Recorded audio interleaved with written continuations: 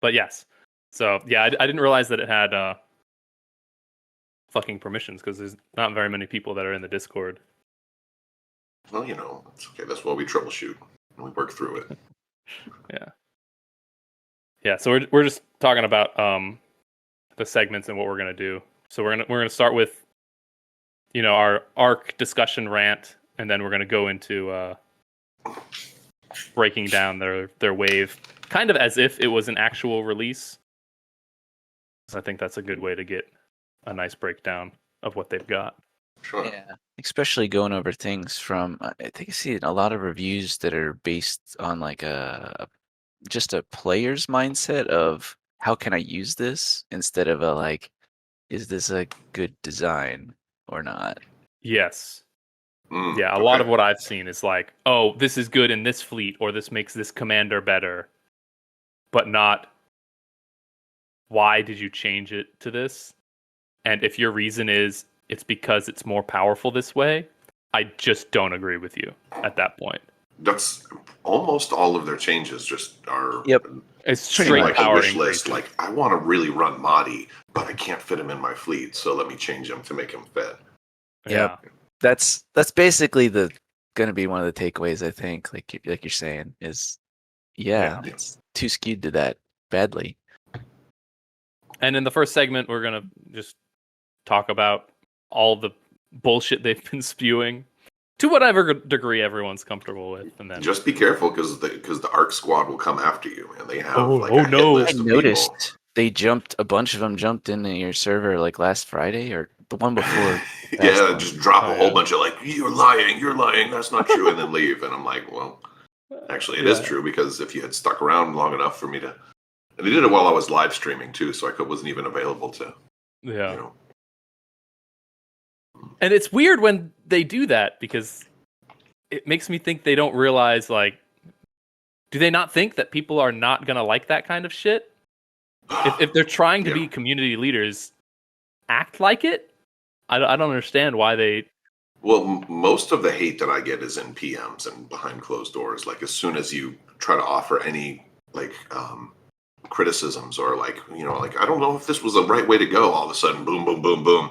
Like, can you stop? You're ruining shit and blah, blah, blah. Just... Oh, yeah.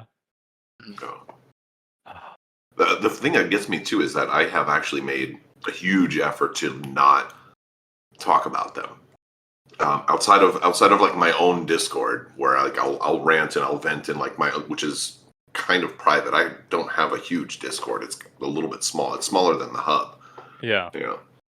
But I feel like you've made a great effort to try to be impartial, or at least publicly impartial, and not support one version or another as far as homebrew communities go. And they hate you for it. They hate you for being important. I've gotten so much hate about that poll, because I'm sitting there talking with Dodie and Maturin, and one of the first questions that comes up is, I don't even think people want us. I don't think people even want unity. Should we even keep this discussion going? And I'm like, well, hold on, let me answer that question right now. So I make this post. I'm like, do you guys want unity? And then, I mean, it's overwhelmingly, it's like 97% in favor of.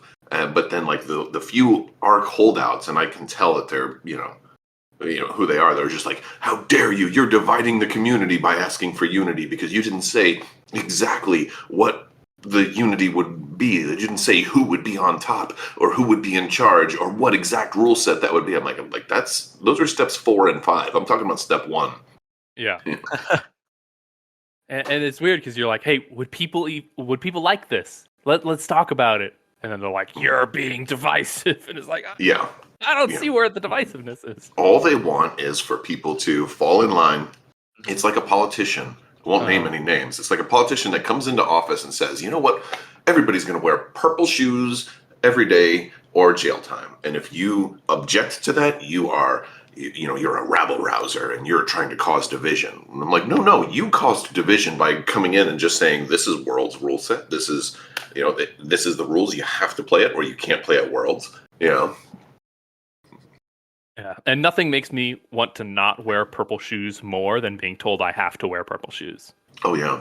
Oh, that actually makes me hate purple shoes.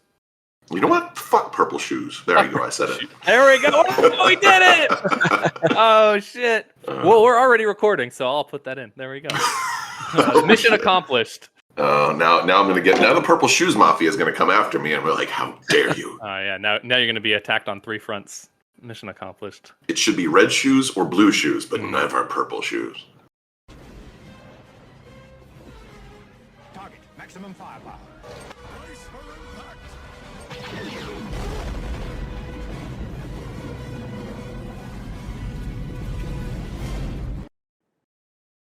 All right. So, welcome to the Brace for Impact podcast. If you like listening, go ahead and do the YouTube pleasantries, like and subscribe. And if you feel like supporting us on Patreon, that really helps because I got a different software for editing all our battle reports, and the license is kind of fucking expensive. So if you want to help and get more battle reports and stuff, consider doing that. You don't have to, but think about it. We have a guest on today. So we've got Tim, better known as Crabbok. Hello there. Hello there, General Kenobi. And we're going to talk about ARC and the recent release that they made, the ARC-01. We're going to start with, a discussion about the things that they've been releasing, because they've had I think the last podcast we did, all we had was that ARC was a thing and that they were doing worlds and they planned to do some content that we learned later on after that. But since then, they've done a lot of posts and hype releases for what ARC is going to be, their vision for the future, and we're going to talk about it. And then after that, we're going to review their ARC-01 release as if it was a normal release, because I think that's fair. It'll be interesting to discuss their ships, their squadrons, and their commander changes kind of separately from how we feel about the way ARC presents all their information and kind of how they discuss things with people. So we'll do that. But anyway, first off, Tim, how are you? Man, I'm doing pretty good. Thanks for having me on. It's so nice to actually talk to you guys finally after literal days of not seeing any of you. Yeah, yeah. But no, I'm doing pretty good. Had a nice weekend. We went to Texas Day, Brazil yesterday, and I am recovering from a meat coma. So a meat coma. All right. As far as I don't know if we want to just get the ball rolling right away, but let's start rolling it. Let's roll the ball. I have some notes here. So I don't know if since it's like an ARC ranting thing, I do want to start out with, first off, the opposite of a rant, right? Because we were talking about this earlier, and I've tried to take some steps to try to stay neutral, try to stay at least in public, not to pick one side over the other. So I want to at least throw out there that this whole group, I do have my issues with them, definitely, and they obviously have plenty more issues with me. But we're all Armada players. We all love this game, and these guys have worked on this. I mean, they'll say they worked really hard for no pay, but that goes with any hobby that you have. So that doesn't while that counts, I don't give too much credit to that. I mean, I do the same thing. I work really hard on a lot of stuff that doesn't pay out at all. Nobody bought any of my Crabbok reinforcements. Yeah. Shame. But they're working on this, and they're trying, and a lot of their goals are, at least initially, were admirable goals. Organized play, putting all the FAQ stuff together and all the CARM stuff together. A lot of really cool stuff. And I was initially very much on board with it. And a lot of these people I've met, I've played games against, I've known for years. And so we're all one big happy family, minus the happy part right now, because there's definitely some grumblings. I feel like this chapter of Armada is like the Thanksgiving dinner, and we're arguing about politics at the table, Yes. when we shouldn't be. So with all of this stuff, everything that at least that I'm going to talk about, I want to predicate it with, I still love you guys, but I have issues. So that's so this isn't full blown war. Call off the dogs, because there's been a lot of nastiness thrown around. Yeah, But and I think that's one of the things that I'd like to highlight as well is I like most of the things that ARC has done, but I disagree with the way they're choosing to do it and the kind of direction they're going in. Because one of the things that I've seen that I was like, oh, I really like this, is their community roadmap. Mhm. Like, that's a great piece of information to kind of see where ARC is, what they've done, where they see themselves in like a year or so. I think it's really nice. What I don't like about it is they waited forever to put out a roadmap. Like, they know that they're going to do all of these things. They should have opened with this. This should have been the first thing they released. do you think that there was that screenshot that went around and about how they had to rush everything to compete with Legacy? Oh yeah. Do you think that's been sort of a driving force behind the pacing of and the way that they've sort of changed what they wanted to do initially? Oh, of course. Of course. I think their desire to outpace Legacy is one of the things I disagree with the most about the way ARC is choosing to do things, because I think it's infected their entire design process of trying to do something quickly. I would also go as far as saying though that it's something that I've seen a lot just in general, like in our culture nowadays, is to, do things fast and make it convenient. And so it's almost not even questioned. And it leads to these bad things where now, because you're trying to go so fast and just push product out the door, you cut corners and make mistakes. And it's just not a great mentality for trying to make something good. Mistakes like saying that the quote that's on all their cards was actually from The Empire Strikes Back. I couldn't believe that was true. They were so confident that it was an Empire Strikes Back quote. I don't know if they were really that confident or if it was just another sort of indication that this was rushed heavily, because Legacy was out there kind of spoiling stuff, and there was, again, like the fact that they're both doing Architons for the Republic. Like, dude, you guys, and this was like my whole point is, like, I've been talking with them. We need to either merge or unite or have an approving authority or some kind of way where we don't have multiple competing standards. Right now, it's like there was a poll that somebody put up in the Armada Hub where it's like, what kind of Armada do you play? And it had like 6 different answers, because there's, what kind of Armada player are you? Are you classic? Yeah. Are you AMG plus Legacy? Are you Legacy plus ARC? Are you just ARC? Are you like? Or are you Nexus? It's really important because for me, the friend that got me into Armada, actually first we'd played a game of X-Wing, and I thought it's a really cool game, minus the defense dice. I really hated those, but other than that, it's really great. I probably would have considered getting into it and playing it more, but I looked at what was happening at the time, like a year and a half to 2 years ago. And I see all these rule sets and things that are happening. And I'm like, man, what am I even looking at? Do I really want to invest in this? Like, where am I going? It wasn't cohesive at all. So I stayed away from the game because it had all different weirdness going on with rules and everything. Yeah, and I can't imagine someone who is new trying to get into the game and having to parse through what version of Armada they want to play. And I get people are excited to push all of this hard work that they're doing. But when, someone's trying to get into the game and you've got Nexus, Legacy, ARC, someone else's homebrew, and then they're like, oh no, just play normally. That's like 5 or 6 different variants of Armada that they're getting slung through, and newer players just bounce off that kind of shit.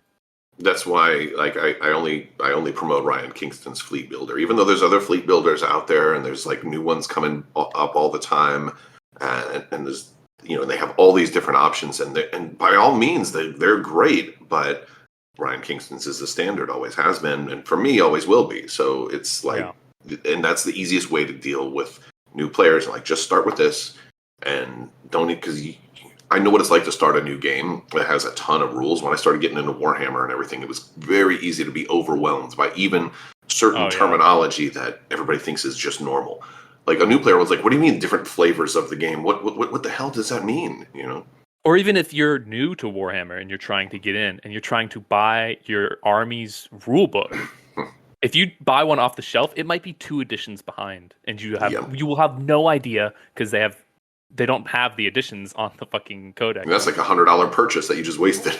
It's terrible. Warhammer's the worst for that. But part of that as well is that for a new player, Armada actually does have a ton of things for you to explore. Like, I've really only been playing mainly for 2 years. I'm still exploring different fleets and new stuff. There's so much to Armada as of its final AMG release that new players don't need new stuff for the most part. But even for veteran players, one of the things I hate seeing in discussion posts is, oh, well, I'm an Empire player and like things have been stale for years for us.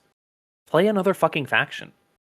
Like, if you're a veteran player, you've been playing for 3+ years, and you're saying, oh, I only play this one faction and I'm bored, that is your fault. Oh, 100%. I mean, even if you're just I'm primarily an Empire player, and I tend to stick to ISDs, Gazantes, and Architans. That's my main 3 ships. And so if you do that, if you stick within this competitive bubble of I can only run like one of the top 3 Imperial commanders, and I can only run like Kuats and so on and so forth, of course you're gonna fall into that bubble. Try a Raider fleet. Try some Gladiators without Demolisher. There's like a lot of different things you can do. Try a Combat Interdictor. I mean, just, to see how well you can do. There's a lot of different things. Maybe let's not go as far as the Combat Interdictor. Okay, I mean, I'll admit that was a little bit of just a straight handicap. That was a capital letter in the middle of a sentence, in the middle of a word. It just doesn't belong. But but everything else. Yeah, I've found just so many times. I mean, if you think you are that good a player, where you're going to tournaments and you balk at the idea of running a non-competitive commander, just admit you're not that good of a player. Just go ahead and say that, and then we can move on to different conversations. Because, like, if you can't win with an off-meta commander, maybe you shouldn't be winning. Maybe you're not as good as you think you are. And now you have something else to work on. That's like a gauntlet throw. It is. Like, now you have something else to work on. Now you have a aspect of the game that you can improve on. Now maybe you won't be so bored or feel like your faction is as stale as you consider it to be.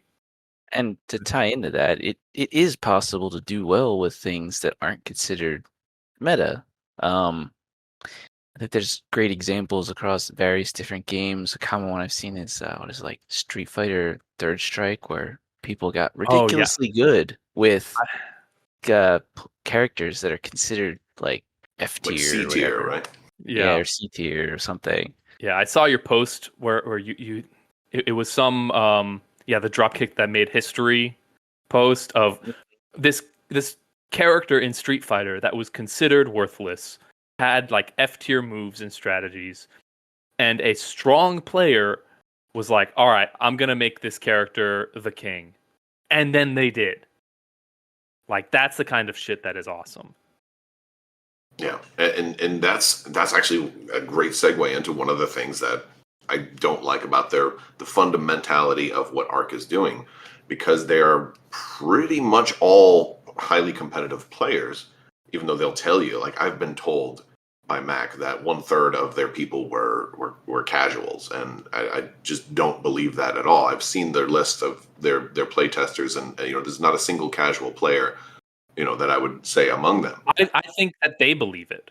Yeah, and I think that goes into like what they think is casual. I'm like, oh, well, you only, you missed Worlds last year, so you're casual or something like that. I don't. You only play Armada once a week? Yeah. Oh, you're casual. Casual. Yes, exactly. Oh, yeah, Oh, yeah. So, but there's so many things that are just like, if we say S tier is like the most broken, overpowered, and A tier is balanced and competitive, and B, C, it's okay for there to be C tier commanders that are maybe only new players take. Like it's one of my issues with like, why did you need to change Mahdi?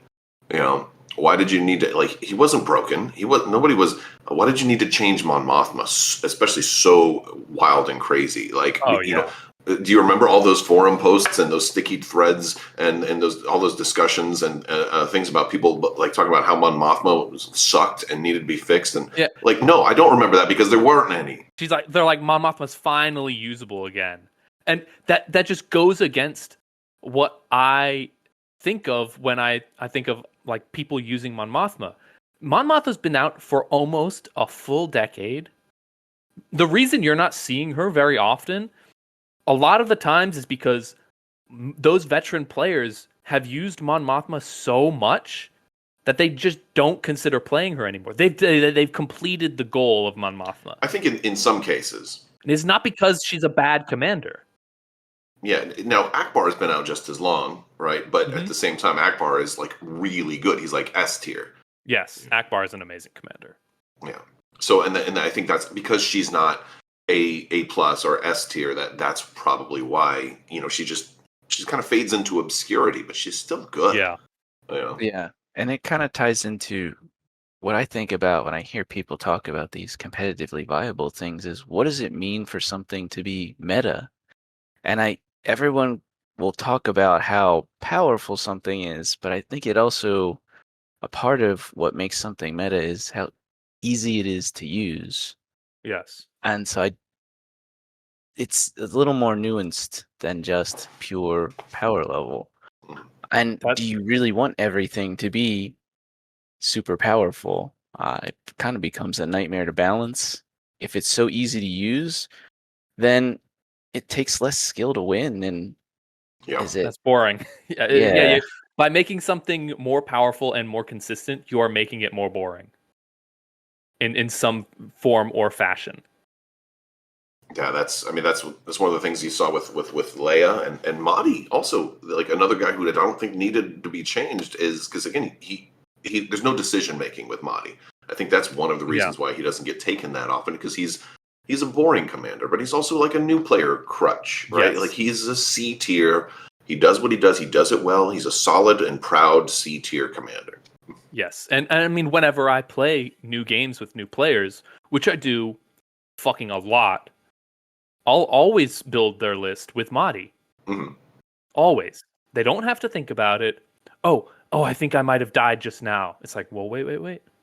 You have Mahdi there, so you get to survive one extra attack. Yep. And then they're excited that they don't die on this round. They can still activate their ship. I think a lot of this type of stuff could have been fixed if they would have included community discussion in their design process. Because this is one of the things I like about. I know where this isn't necessarily a legacy thing, but I feel like they're, if you look at like the two different groups, like the legacy / Nexus folks are a lot more engaged with the community. Like, hey, what direction do you think we should go? Should we be focused more? And this is what I would have liked to see about ARC. And I would love to see ARC just take this whole entire release, shove it back up into the poop sack, and then mash it up a little bit, and then redesign it completely, and get community feedback. Like, do you want errata? Do you want new things? Do you want points reductions? Or like what or what are some of your top problems in the game that you would like us to address? And have some community interaction, and don't listen because it's an echo chamber for them. They don't care what casual players, and there's a lot of receipts for that, so they can say that they care about what casual players think, but they really don't. Yeah. So what's important with that is to understand that I think you could have ARC people coming back and saying, "Oh, well, we are engaged with the community," but overwhelmingly, it seems like the part of the community that they're engaged with is people with similar mindsets and the same kind of competitive tournament scene sort of players. Yeah, they're engaged with the competitive community. That's the community that they are talking about. That's only one mindset. If they're listening to this and you're like, no, that's not the case. Like, we are talking with knowledge this time instead of our reaction to things we aren't aware of. We're looking at the receipts where you guys are saying all of the stuff that is confirming our decisions. Like we're looking right at the text logs. So don't fucking come at me and say we didn't say this shit. We're looking at you guys saying it. I've seen comments from one of your last podcasts about like, oh well, your opinion doesn't matter because you only play once a week, stuff like that. Once a week playing Armada is a lot, and if you think it isn't a lot, that's because you're playing on TTS. And for me, that doesn't really count. And actually, I think you guys play more than once a week. I mean, if you consider like tournaments, also, yeah. So you do just casual play once a week. We do casual play once a week, which is casual play. It's all focused on fleet building and having newer players come in and play the game, and then we do a once a month tournament, and like that's a lot of fucking Armada. But for me, I don't like TTS as a platform. I think if you're playing Armada as a video game, there are just better video games to play, and anybody who knows me knows this is my stance. Even though some people don't have the option, they're either living somewhere where there's no community, which I also have a strong opinion on, and that's fine if you want to be playing Armada, and TTS is like your only option. But for me, playing Armada is going out, standing across from someone, and physically moving the pieces on the board. That's what Armada is. Yeah, that's also how you grow the game too. I mean, you're not playing on TTS and having some new player walk by and be like, "Wow, what's that?" Because they'd have to be in your living room to see you do that. That would be weird. Yeah. But also, like, there's a disconnect when you're using TTS. If you're just grinding TTS and you've finished your game, I want you to think about how you interacted with your opponent, if at all. And then tell me what their face was like when you 10-1'd them. Tell me what their face looked like. You have no fucking clue. You have no idea how they enjoyed the game. And that's why I don't like TTS at all. You just cannot figure out whether your opponent enjoyed the game. And I think that's an important aspect of it. So when you're saying you're playing more than once a week, you're going to tell me you're doing that in person? I don't fucking believe you. Yeah, no, I 100%. I think you're absolutely right. I'd love to see, like, them kind of realize and even try to define what is a casual player as well, just because, I'm curious what they think, what they consider casual. They called us casual players. Dude, we get frequent games every single week, and we're casual. We're too casual. I'm like, I don't fucking agree. This kind of reminds me of talking with people about Magic and the different kind of mentalities of players. And I think like the common ones are what? It's like Timmy, Johnny, and Spike. Oh, yeah. I remember when we talked about this. Yeah, that's such a great point because Magic is in a similar spot for me as well. Because I love Magic the Gathering as a card game. It's great. If you play Magic Arena, that is the worst experience ever. It is silent. There's not even like Discord TTS. Playing Armada TTS is better than playing Magic Online. It's the worst experience ever. But, you're in person. You're turning your cards sideways. Like, that is fun. And so I do think it's a similar experience. Yeah, and the different mentalities of, having someone who's really into the game state and, doing cool combos, which is, I think, the Johnny. The Timmy is the one who wants to play with, like, the Starhawk and the SSD. They just want, like, cool, lots of dice kind of things. And then the Spike, which is that great tournament seeker who's trying to win almost at all costs. And all three of those are important, valuable outlooks. Not just focusing on just one of them, but they're all good. Well, that's one of the things that I think is an important thing with when we talk about the credentials of a lot of people in here. A lot of ARC folks, their credentials are that they were FFG playtesters, and that counts. That's a good credential to have. Absolutely. I was also an FFG playtester. I playtested for a lot of games, X-Wing, Legion, a lot of different board games, almost everything except for Armada. But one of the hallmarks of what I think made FFG products so good and so balanced is that they didn't have only competitive players. There were different playtest leads and there were different groups. And yes, you had a couple of groups of, the hyper competitive, the tournament seekers that were going to look at stuff and then try to break the game and figure out, okay, well, if this unit is only this point, what happened if I max them out and take this combo chain as far as it can go? But you also had casual players. You also had people who are brand new to the game. You also had people who had just a very rudimentary understanding of the game, but they were there because they were number crunchers. You had all of these difference, and I've even talked to former Armada devs about this, and about this whole design process, and the fundamental difference between, I think, the way ARC is doing it and the way like FFG did it, for example, is you never design for the competitive scene. You never design for tournaments. You always design for the casual player. Your game has to be fun, has to be kitchen table appropriate, and the competitive scene will always find itself. It will always arise up, but you don't design for tournaments. That tracks, because I've had a couple experiences where I've been playing Kitchen Table Armada, and in certain scenarios, that a card is kind of keyed in to be extremely good and extremely efficient, and it fucking feels bad. Like Sloane, when Sloane first came out, before she was nerfed like 3 times, I played that with my brother on our actual kitchen fucking table and smashed with Sloane. It was unreasonably good, and he had no plan to deal with it because it was when Sloane first came out, and it was an awful experience. Yeah, and he doesn't come around too much anymore, does he? Oh, well, he lives in California now. That's why he's not around. Yeah. So he moved to California because of the competitive scene. No, so ARC drove him to California. He got a different job in California. That's not what I mean. Oh, I'm just kidding. No, we're slamming on ARC enough here. I'm not. Good. No. We can slam harder. No.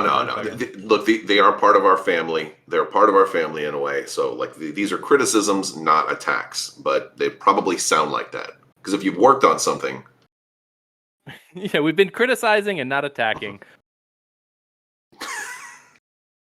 I did want to say one thing first, just based on what Tim was saying earlier about the design process. And I do know, kind of interacted with various game designers. And one thing that I always found curious is if you get to know them, they're usually not particularly skilled players at the game they're playing, but they can do a really good job making a really fun, enjoyable game. So skill at the game doesn't necessarily indicate skill at game designing. So, talking about the various credentials, it's not necessarily a one-to-one thing. And even playtesting, I can kind of, to Tim's point, you have all these different types of viewpoints in playtesting. It's good to get all of them, but you don't want to focus overly on just one. That's all I wanted to point out. All right. So now my whiskey is starting to kick in. So I'm gonna start this rant section. So, Bernie, when you hear what really matters is the fact that people give a shit about Armada for the first time in a long time, how do you react to that? That is a comment from ARC. That no. Yeah, that's a direct comment. So no, people gave a shit before. Maybe you didn't give a shit, and if you didn't give a shit for a long time, then that really concerns me when you say you want to take the game in a new direction. Yeah, I definitely agree. Hearing that, for me, I'm like, I've never stopped giving a shit about Armada, even when the COVID lockdowns were in place. I still played Armada every fucking week.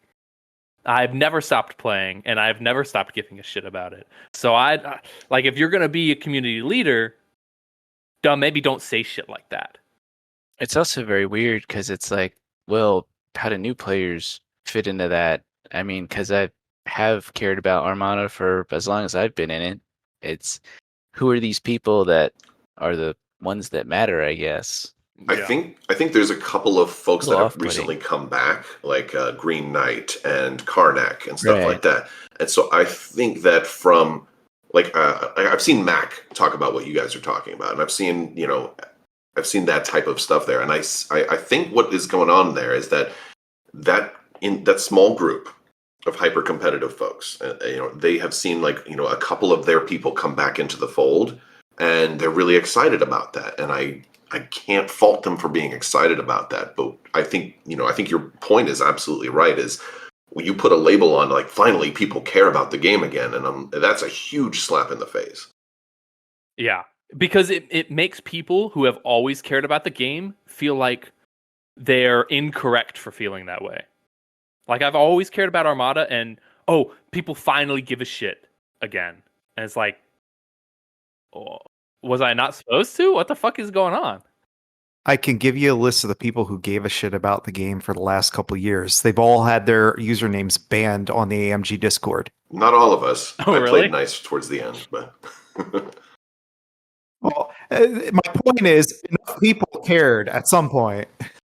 The AMG Discord, when it first came out, was one of the most fun places to be. Do you remember because Andor just came out, and we would start talking about stuff, and they'd start banning people, and they would do the on-program memes. That shit was hilarious. that was pretty funny. I remember when people reacted to like one of their first mini extravaganzas where they ignored X-Wing and Armada, and people were getting banned for just doing the emojis of X. Like if you did the XWI, you were banned before you could even finish X-Wing. Oh my god. But I mean, no one cared.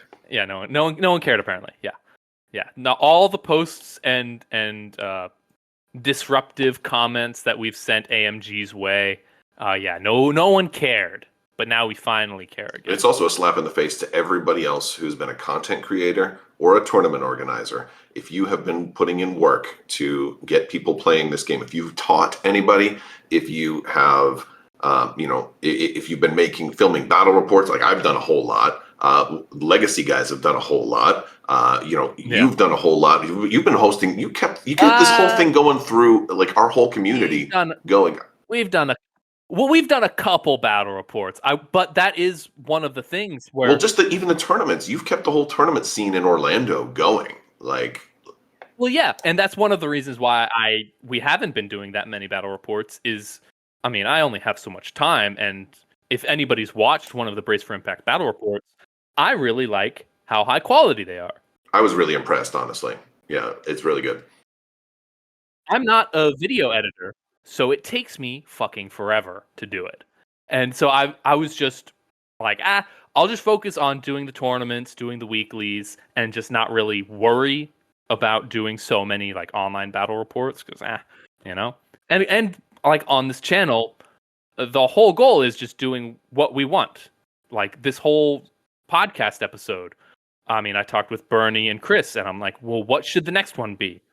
And all of this ARC-01 stuff came out. And we're like, all right, well, we're going to talk about that and discuss things. And, if we don't want to do battle reports, we just won't. We'll do more podcasts, or we'll do something else, or we'll do nothing if that's what we feel like.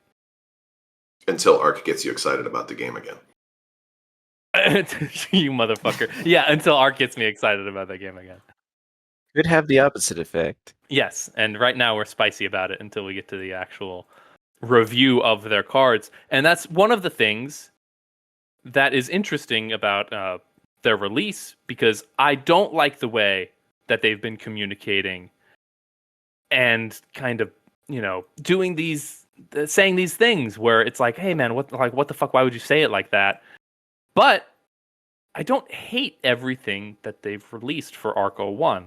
And I feel like if their community management was a bit better, which I don't know how critical I should be about that, because they're just getting started. But there are some things that I see where I'm like, if you just did it in a reverse, it would be fine. If people knew from the get you were going to do content, which don't tell me that was always your plan, because even if it was always your plan, it wasn't your plan to let everyone know about it. They also said that if you go back to their first official ARC release with the logo, again, it started with like an Ion Radio announcement and about how it was going to focus on rules and OP.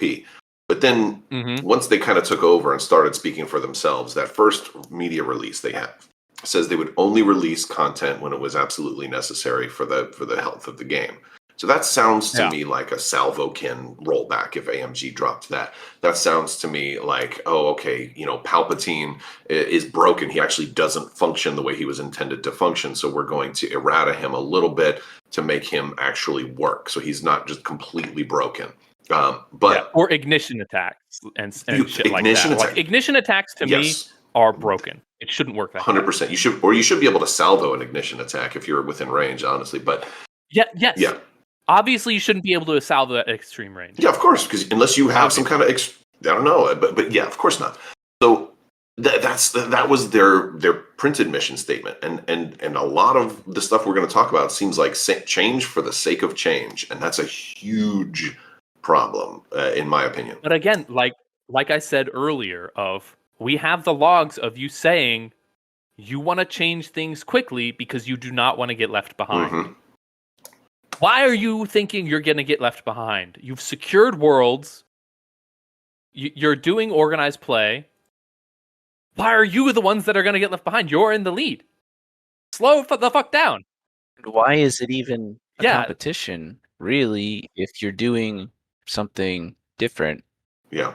It's because they were talking with some of the folks in Europe, and a lot of the TOs in Europe were playing Legacy stuff, and they had people who were starting to like Legacy. Really? And the very thing that they talked about is like, finally, people are excited about Armada again. Yeah, Legacy did that for some folks, and people were getting excited about Legacy. Not me, but some other folks were. I'm actually kind of happy with how more balanced Legacy has been, because they came out just as aggressive as ARC did initially. And that's what I'm seeing is like ARC is doing the exact same things Legacy did when they first came out. We're being aggressive and attacking and like, you better just play it and not talk shit about it. All this crap. It becomes a problem now because Legacy was always focused on the content creation. That was their thing. And if I want to play Legacy stuff, I can opt into it. There's nothing that I'm being excluded from, I guess. Whereas on the ARC scene now, there is a choice that I have to make because I like playing in competitive tournaments. Oh yeah, you're probably the most competitive player in Orlando. Like, you go to tournaments like crazy. Yeah, for sure. Yeah, I really like it. And my mindset isn't so much just to win, but I like playing against strong opponents. And they're at the tournaments. But now I have to essentially blindly accept any content ARC releases to play in their tournaments. And that's going to be the majority of the competitive tournament scene. So I don't really have a choice on being able to play the game the way I want to. Your choice right now is, do you want to play in tournaments? If yes, play ARC. If no, stay home. Yeah, so it creates exclusivity in the community. It's exclusive tournaments, and I really don't like that. I'd rather that it was, more open and welcoming, because where do you think competitive players come from?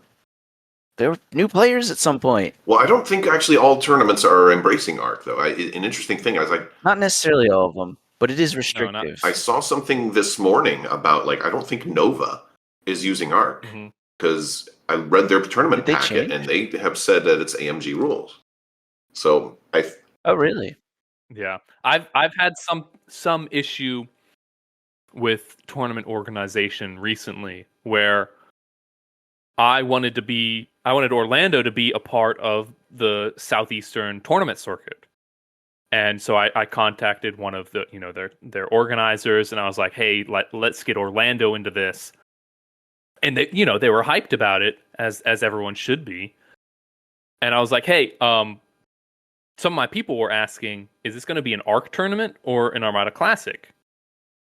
And they were like, you can run it however you'd like, but whoever wins that ticket that we're going to do prize support, for your tournament, when they come to the championship, it's going to be an ARC tournament.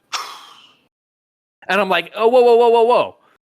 So a whole different game. So I'm going to host an Armada Classic tournament, and then the player who wins the ticket, who's going to go to, the Prime Championship tournament, the Southeastern Championship, they're going to have to play by ARC rules? Like, that, to me, doesn't add up at all. Yeah, especially since some of their changes are also like shadow nerfs, and it's Yes. it's interesting. And it's weird to give prize support to a player and then say, hey, when you get there, it's a different game. So good luck. I mean, you can't bring your fleet anymore because you can't bring your fleet anymore. That Sado Salvo fleet that you brought will totally be non-functional. It just doesn't work. Yeah, and also you're going to go up against fleets you've never experienced. You're going to go up against fleets with CIS MC30s. Good fucking luck. Oh God. So I know. All right. So here, can we talk about the MC30 for a little bit and faction identity, because I feel like this is a huge deal breaker for me. I hate cross-faction ships. Stop doing it. I absolutely. I already have enough of a problem with Venators, because Venators and Architans like make sense to be both in the Empire and in the Republic because you see them on screen. It's canonically true. But I even have a problem with cross-faction stuff when people don't paint them. And it's fine. I can deal with that problem. It's just a pet peeve of mine.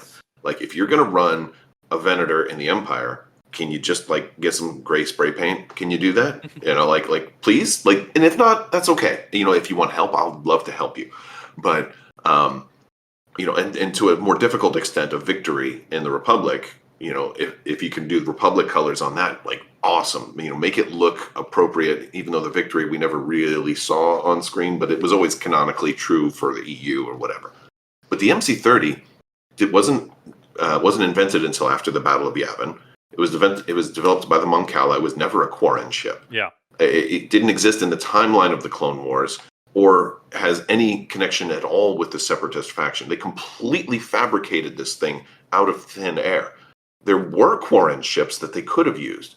And I feel like, just pulling something, which is, and by the way, the MC30 is one of the most popular Rebel ships in the game. It's an incredibly effective ship. It's very popular, and it is within Armada. It's definitely known as one of the pinnacles of the Rebel fleet. Yeah, it's iconic for Rebels. But also one of the most powerful small ships that exists at all. Absolutely. But even without getting into that, just it's mind-blowing. And I'm someone. You are someone. Who, I'm not a very visual person. Yes, thank you, Tim. I'm not a very visual person, so I can understand doing certain things and being focused on sort of more like the numbers and spreadsheets and like looks or whatever. But even for me, it's like you took pretty much a copy-paste MC30C other than the upgrade slots and made no changes, and like that looks fine. Like, they gave it the Ion, which to me makes it a little interesting. But we're not even talking about I can't even get into talking about the upgrades yet. Just literally the look of it. Like the fact that you took the most iconic Rebel ship, again, what Tim was saying, and you just transplanted over. Yeah, it was lazy. And it's a blatant copy paste. And I like, how can you ignore that? It's so, like you said, lazy, low effort in terms of that portion of the design. Yes. How can that be okay? Let's put the Executor into the Republic next, or let's give fucking Voltron to the Rebels, or how about put the Halo fleet ship into the Separatists, because we don't care about what's canonical anymore. We just want stuff that's going to look really cool. Or onagers for everyone. Sorry, this rant over. This is one of the things that Chris and I were talking about in one of our previous like Friday meetups. Is because he mentioned the Magic the Gathering archetypes, the Jimmy, Tommy, and Spike. But there are more archetypes, and one of those is called Vorthos, which is the player that enjoys lore accuracy.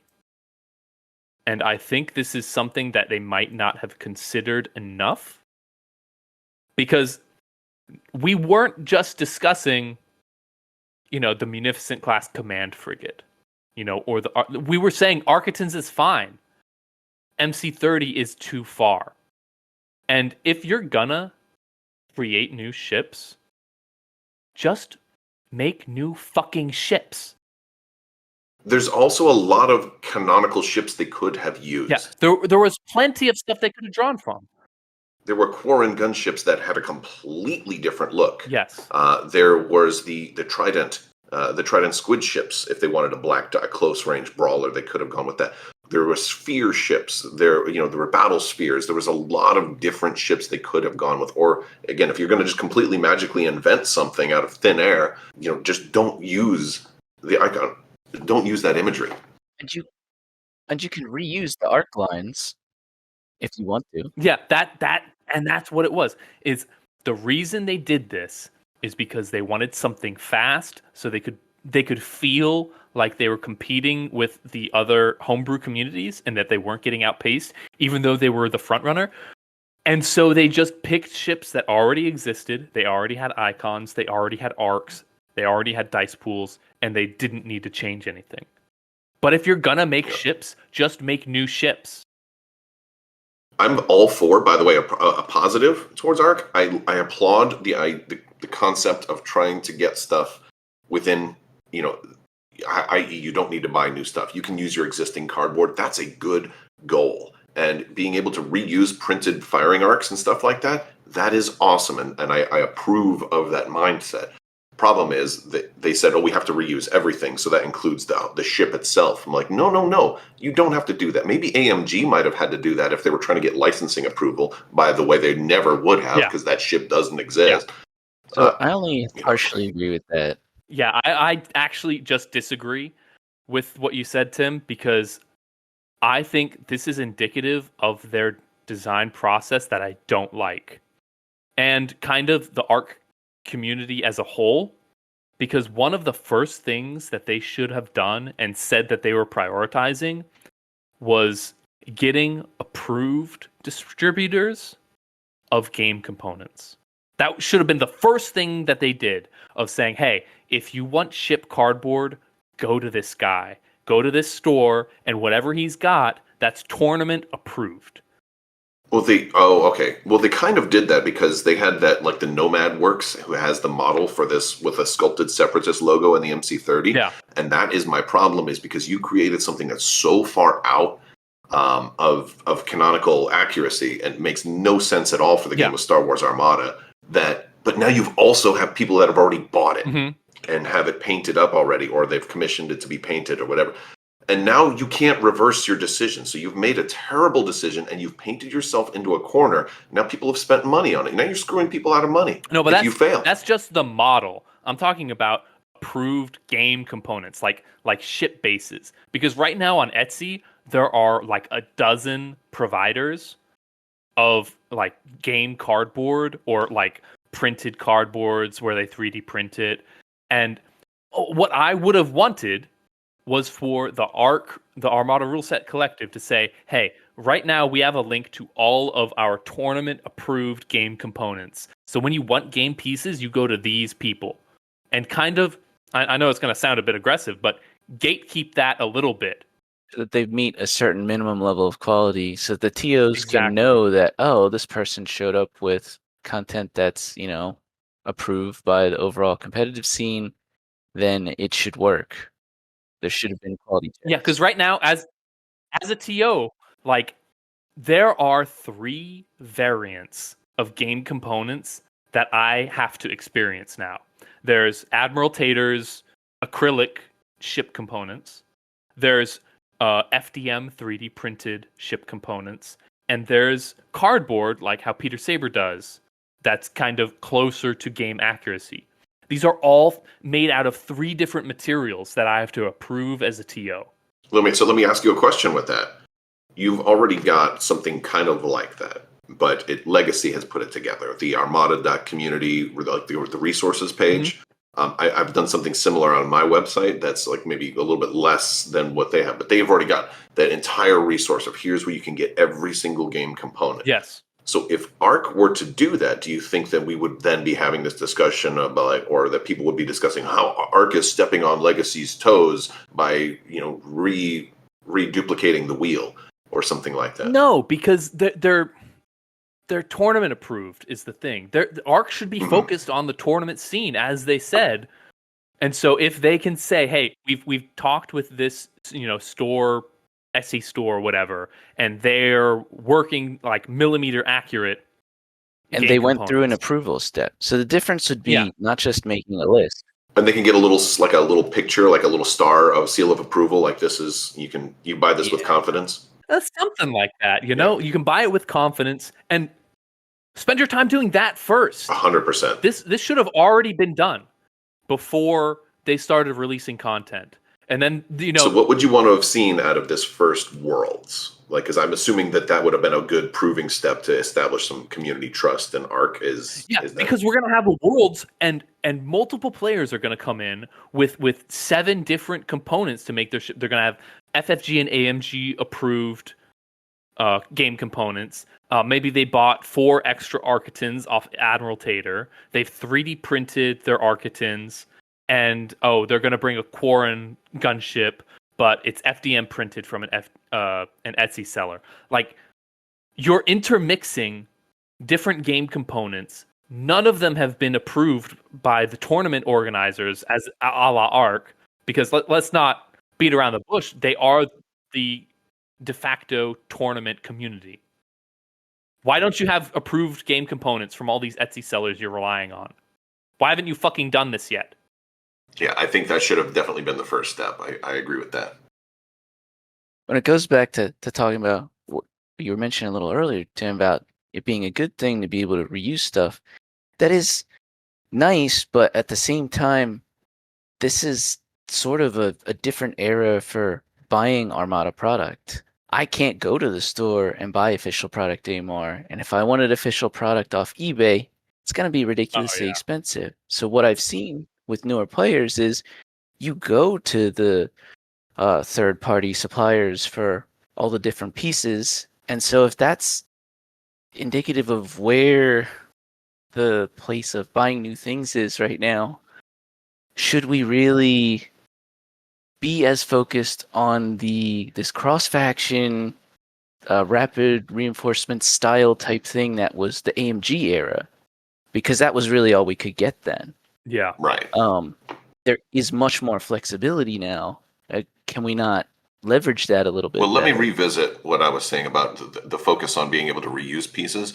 I like that focus because it does give people, at least some folks who have the pieces, quicker access into it. What I don't like is some of the specifics on how they did it. Yeah. For example, the Venator model that they did. Oh, you can use this Venator card. Okay, great. If I'm a Republic player already, I might already have a Venator. So it's probably a pretty good chance.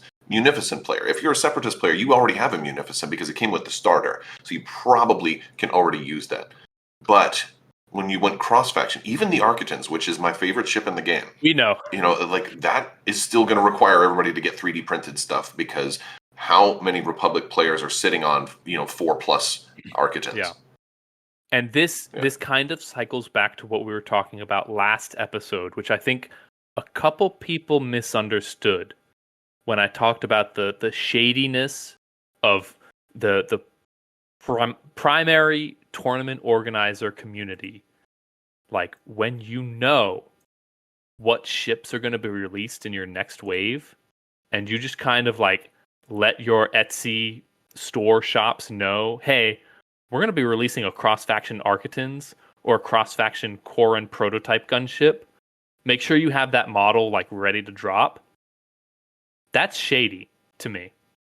Isn't that kind of what you were asking for, though? Like, have a list of approved stuff. Like, you would kind of need to have product available if you're going to release something. That's Yeah. Yeah. I mean, you see what I'm saying? There's two halves to that coin, so you need to maybe have it open enough that everyone can apply to make Yes, stuff. Like, yeah, but I think this is also like 2 years down the road before we start making custom ships. Yes, yeah. You know? The timing of it should be definitely far down the road. Yeah, I did kind of fumble on myself on that one, but it should be an approval process, but it shouldn't be that difficult. Any shop on Etsy should be able to apply, and as long as they follow the tournament specifications, they should get approval on that. And I don't think we have like an overwhelming amount of people making Armada ships right now. To be fair, I think we've probably got like 3. Yeah, or 4. But actually, almost to go against your point, Chandler, I mean, if you are going to break free from just complete reuse, there's kind of a lot we can do with the suppliers that are out there. I mean, you can have whole new models, and by creating those things and getting those people involved up front, it kind of gives them business in a way. Like they work together with you to be able to provide the models. That's true. And then they're going to get that exposure. And I might just be wrong. But if you don't do that to all of your approved vendors, like if you're buddy with one of them and you get them the lead, to me that's fucked up. You know what I mean? Like if you weren't one of the stores that were approved, you just get left behind, and that kind of sucks. But I could just be wrong on this. That could be something that happens, but that also might be a problem that doesn't exist yet. So, that's fair. I think when we get into like when somebody starts working on a Lucre Hulk, and it's going to be maybe like Legacies, where it's like 2 bases side by side and has custom components, then it could be feels bad if you're, if there's some kind of politics and they don't like your shop because you said something, or because you were friends with, you were in my Discord and you said something about ARC, last year, and so they, but that's again, these are things that might happen someday. Yeah, I think they've been, for the most part, at least for right now, I think all of the 3D printers and stuff have a fair enough way to do things. There's obviously some people who had early access. Tater had an early access. Republic, Architons with the ARC printed stuff in colors and stuff like that. But Tater also has been supporting tournaments and has done more than most to support Armada and keep it going. So and even to go against my own point, if I was making some shit, I'd want Tater to do it first as well. Mm-hmm. Yeah, he just makes the best stuff. Like that's bar none. And so it's hard finding out. So I think this whole topic is something that maybe the community, like, and this is stuff our ARC should be doing. Like, should we give priority access to certain shops that have proven themselves? And I think Tater, above all others, certainly qualifies for that. Yeah. But there are a lot of other shops that are doing great work too. I think I'm just biased towards Tater's stuff. His stuff is just flawless. Like all the stuff I've gotten from him is just so amazing. And he's like the nicest person I think I've ever met. Yeah. So. Wait a second. Did we? We're not sponsored here. No. I just like Tater's stuff. If you use code Crabbok VIP over at Admiral Tater's Ship Do you Shop, have a you get 0% off. Oh, 0%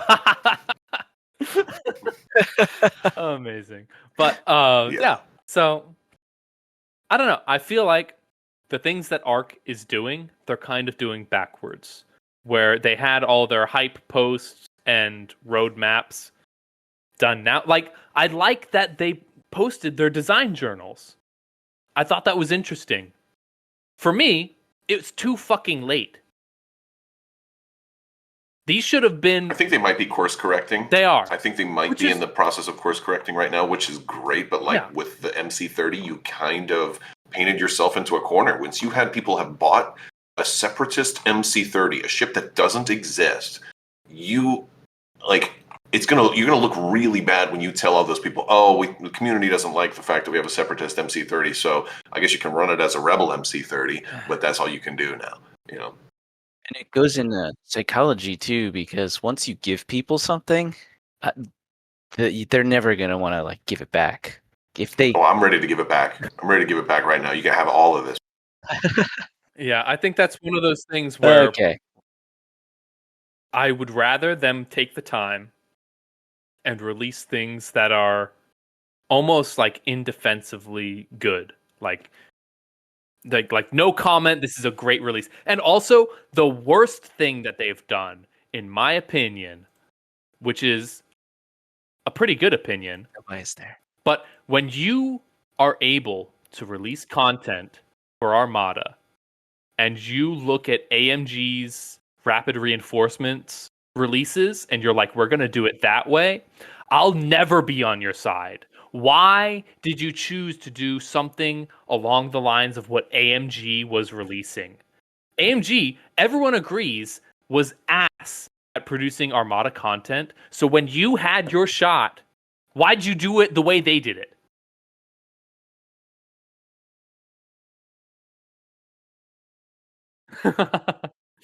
There you go. If you're going to do a wave, it needs to be a wave in the way that we know a wave. This was rapid reinforcements. I'll never get on board with that. So we're used to, okay, you got a new ship, you got an admiral that went with it, you maybe got some upgrades that are new that maybe are common so that you can use them on other ships and expands what you have. But instead of doing that, this Where's is the what titles? we got. Where's the ship titles? If you're going to release the ships, release the ship titles. So I'm going to disagree with you a little bit on this, whether about this being the worst thing. No! It's okay. It's okay for us to have discourse, right? Because I'm not going to call you a scumbag and accuse you of dividing the community. And you're allowed to do six that. other names. No, I like the idea of rapid as a Band-Aid, and I think if one of the things that we're saying is we want ARC to spend more time. Like I think the original plan, from what I've been told, was that they weren't going to have any new content until October of 2026, and I think that's actually a pretty good roadmap. No, yeah, that would be to fine. Start and really take your time. That would be reasonable. And I could see points updates or errata or little things like the Han Solo points change was supposed to be in the last AMG update. So that one I've heard multiple people tell me, yes, it was already approved and it just got left off of the PDF. It was supposed to be there already. It already had been tested, and so like that's like a no-brainer. So like you can release some things in this style of format to get little things out there, but I still would have dropped this after Worlds as a kind of a holdover until you get a full. Like I love the idea of doing a full expansion release, but I don't think that these PDFs are a bad thing. I don't know. I feel too nostalgic for the FFG wave releases. Man, if I had content control, I just wouldn't do it this way. I wouldn't have included the ships. Let's say that. If you want to make adjustments to the commanders and existing cards, that's fine. But if you're going to do ships, you got to do them as waves. You don't have commanders, you don't have titles, you don't have a ship release. I agree with that. So see, we can meet in the middle. I definitely can agree. I also don't like that this particular release was too many things. It was errata, and it was points, and it was all new things. And I don't think that should have been, like, it was too much too soon. I think they should have just done only points, and then it would have been a lot easier to digest. I will meet you in the middle that if they did all of this and ships and commanders and titles, that would have been too much. Also, the other point is we did really just have a major update earlier this year, like beginning of the year. That's my biggest disagreement with ARC is we just had a major change, and how can we have figured out the impact of all those things at this point? They apparently figured it out because I don't know. When we start talking about the cards, there's certain cards that were just changed that they changed even further or changed again. Look, in barely 6 months, Vader's gone down 10 points. Really? Yeah, I don't think we've had enough time to test him. All right, with just the first. Speaking of all this, should we just jump into it's a good segue? The actual, yeah. All right, so now we're gonna get into our review of the ARC release, and any ARC guys that are still sitting through this podcast after we've dragged you over the coals, welcome to our actual opinions about your release. We're going to start with the squadrons because I feel like this is just an easy one to get through. Luke Skywalker, no changes to his ability other than his escort has been changed to rogue.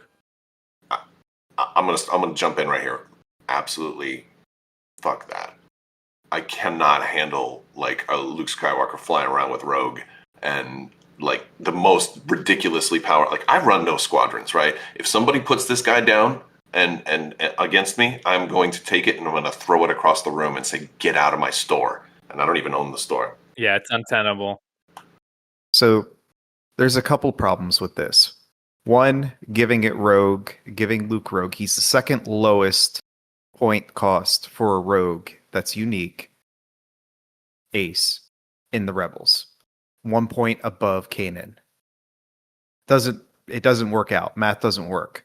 When you look at all the other aces that are there, probably he should have been, if you're going to do this, at least 22, because at least then you can compare him to Mart, who's got a similar ability where he can put damage straight onto a ship, but he takes a lot more effort because I got to put a proximity mine down. You have to activate him. Yeah, so I do disagree with that because I mean I've looked at this a lot actually, and in terms of Luke's points originally, the difference between Speed 3 and Speed 4 is actually a pretty big difference. The 22-point Rogue Aces are much faster. It's just different chassis type. I mean, that's fair. I was looking at what could be done, and I feel like Luke actually is in overall a pretty good place in the current, I guess, classic Armada, but he felt a little expensive. So if it was me, I probably would have just dropped him to 19 points, and now he's the same as all the other X-Wings and does good stuff. His ability's good. His ability's he's great. kinda like Yeah, his ability I is love his ability. The problem, yeah. His ability is great, but it's limited by being able to get it off. I mean, if I'm not flying against the problem with Bloodlust- him being rogue is it exponentially increases the value of his ability. Because if he can just hunt small ships, it does. he's amazing. The problem was with Luke originally is he had escort, which means everyone would just target Luke down. He could do nothing, and he just died. But the Rebels have so many things to keep him alive. They have so much tech. Which to I keep him don't alive. feel like he needed to be changed. But if they wanted to remove escort from him, and this is kind of a controversial take, I would have just done what they did with Vader and give him screen. Could have been something like that. Maybe. I'm going to also say Rogue doesn't fit for Luke. The aces that we get, the characters that we get that have Rogue, Luke doesn't fit that. At least not in New Hope. So I don't even like giving him this ability flavor-wise. I kind of disagree with that too, because you could pretty much call all of the Rebels rogues, really. I mean, and he kind of is the hero of the story. He did eventually found Rogue Squadron, right? Well, eventually, like rebirthed That's it. true. And it would be cool to have Luke and Rogue Squadron both going out on their own and, fucking shit up.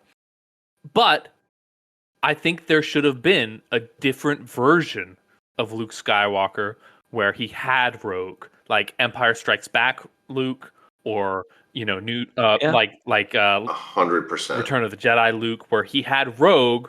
Maybe you give him a different title. But the problem with this is Luke no longer interacts with Hera X-Wing.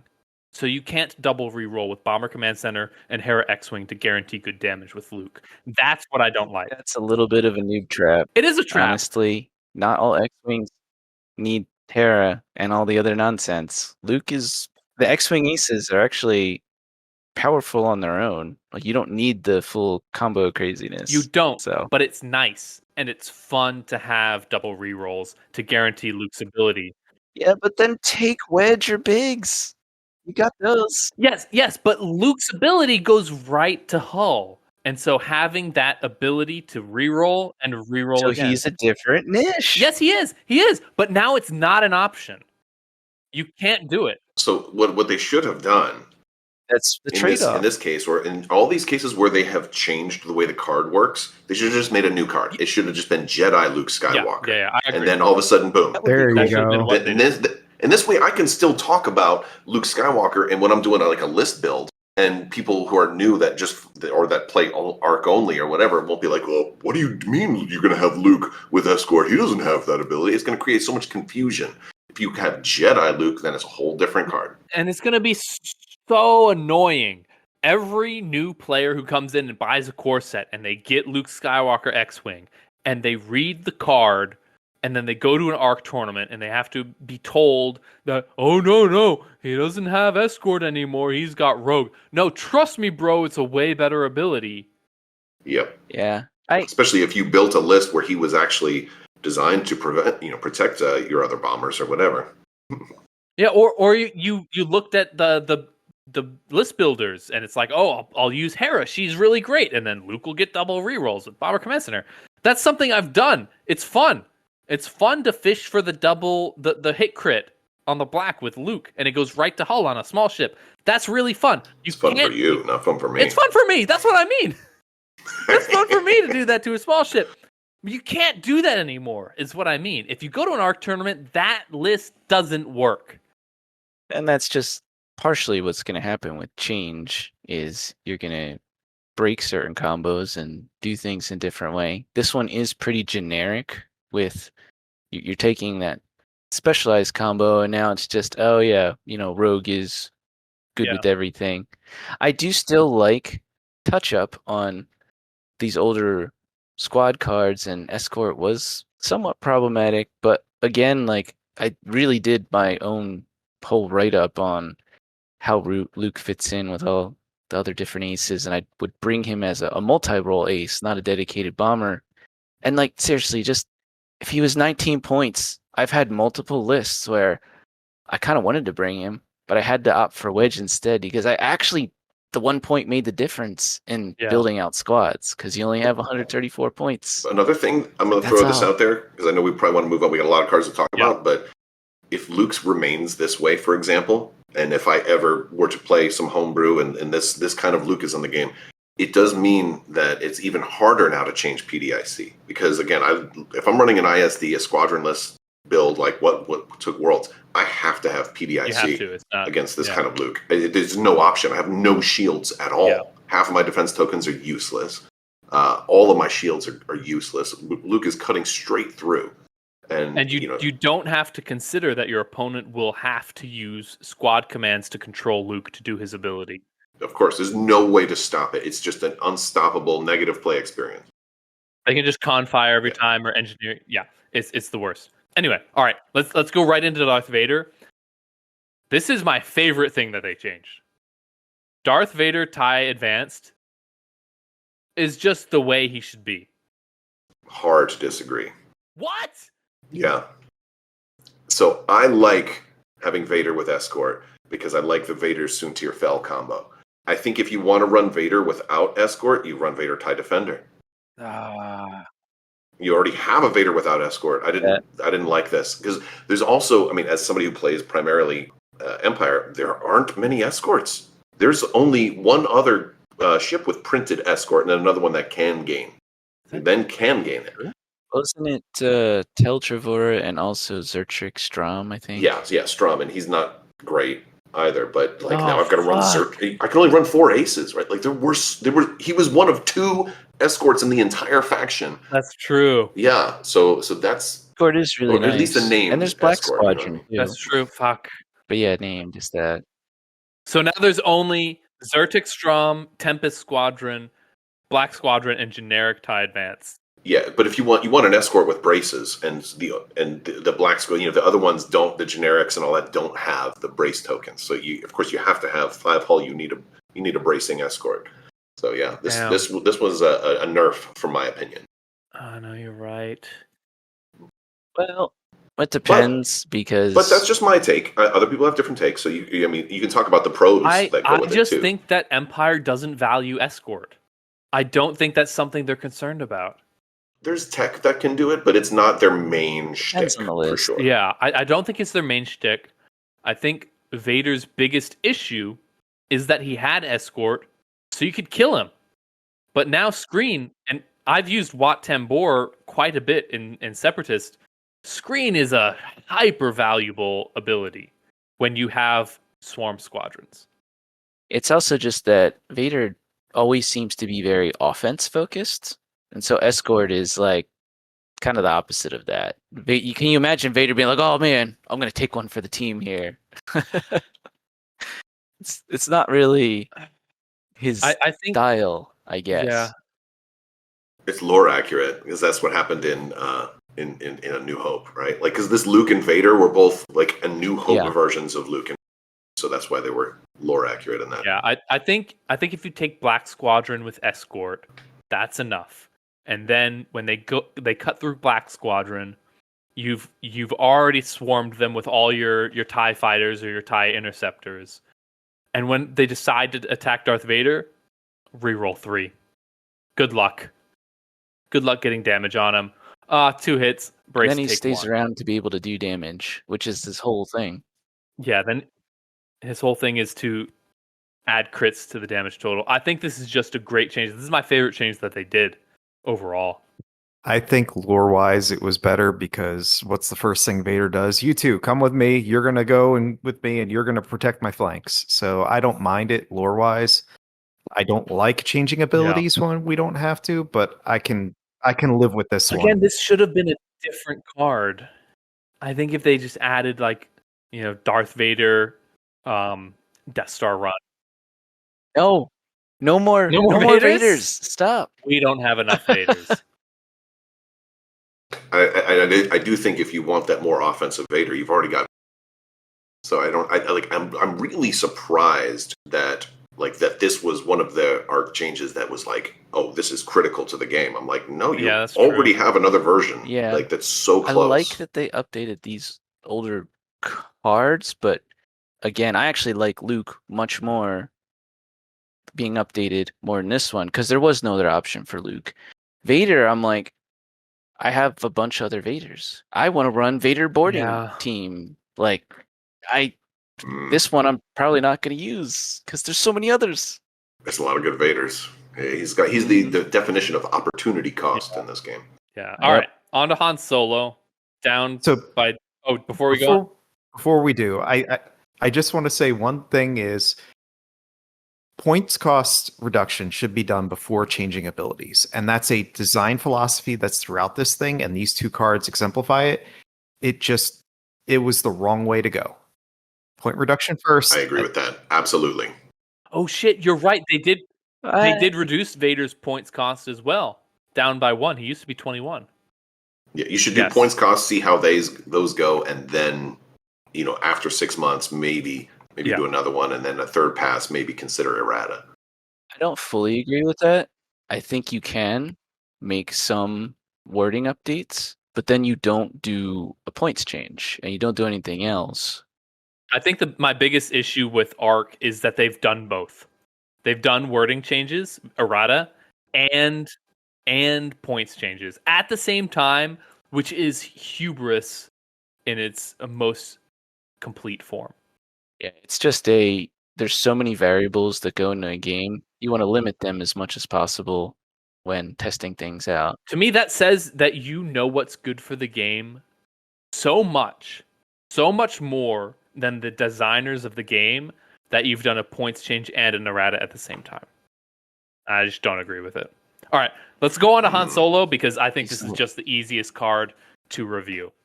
Han Solo's always sucked. He should have been reduced. He should have been reduced more because Lando and him are on the same points. And there's no way you can tell me that Lando is the same worth as Han right now. It's not. Lando should have gone up. Han Solo should have gone down to like 22 or 20. But this was a good starting point, though. This shows a conservative change where we're going to do incremental, slow changes. We're not in a rush to make him broken, but at a minimum, he shouldn't cost more than Lando. But to your own point from earlier, because we already talked about this a little bit, this was already something that was supposed to happen. So this was kind of like a free gimme change. Yeah, this might not have been anything that they did. This was just they knew it was supposed to be. And some of the people might have had input on it from before. But, I mean, Vader Commander, we didn't jump ahead a little bit, but I already mentioned this, got another points reduction. Unreasonable. So why did they have to stick with the original Han points adjustment and maybe do I don't know. I would have taken him down to 22. It's a change.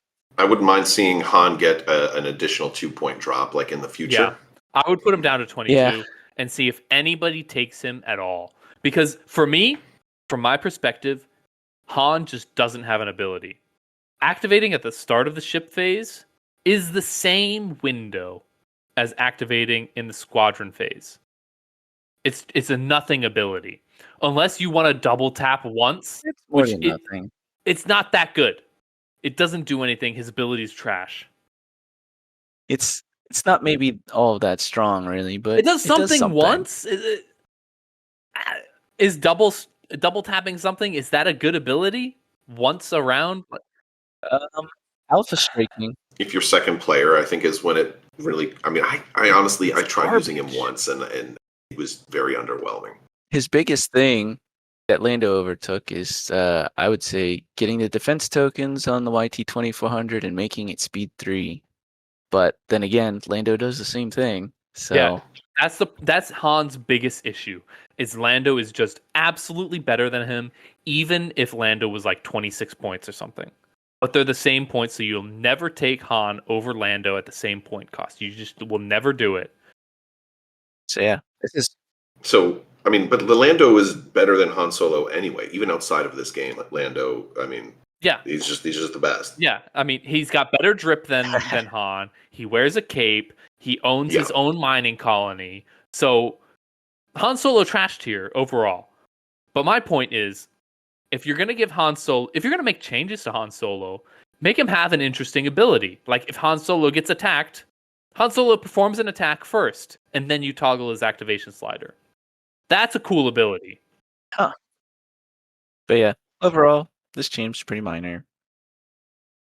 Yeah, it's a minor change, but I just Could have don't been like Han something more Solo as meaningful. a squadron. I'd never take him ever. Yeah.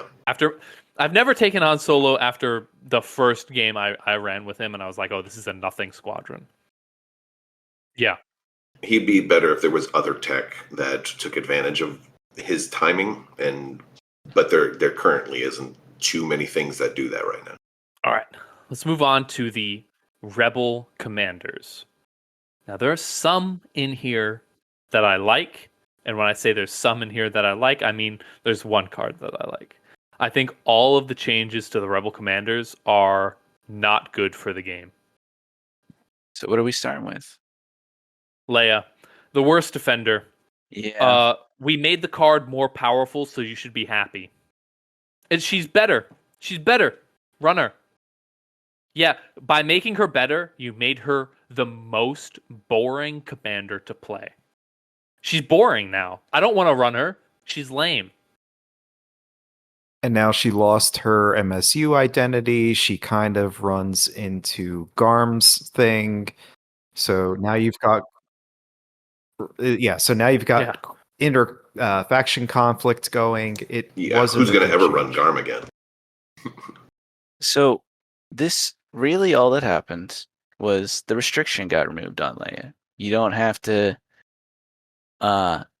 abstain from using tokens while you get your dial plus token thing from Leia.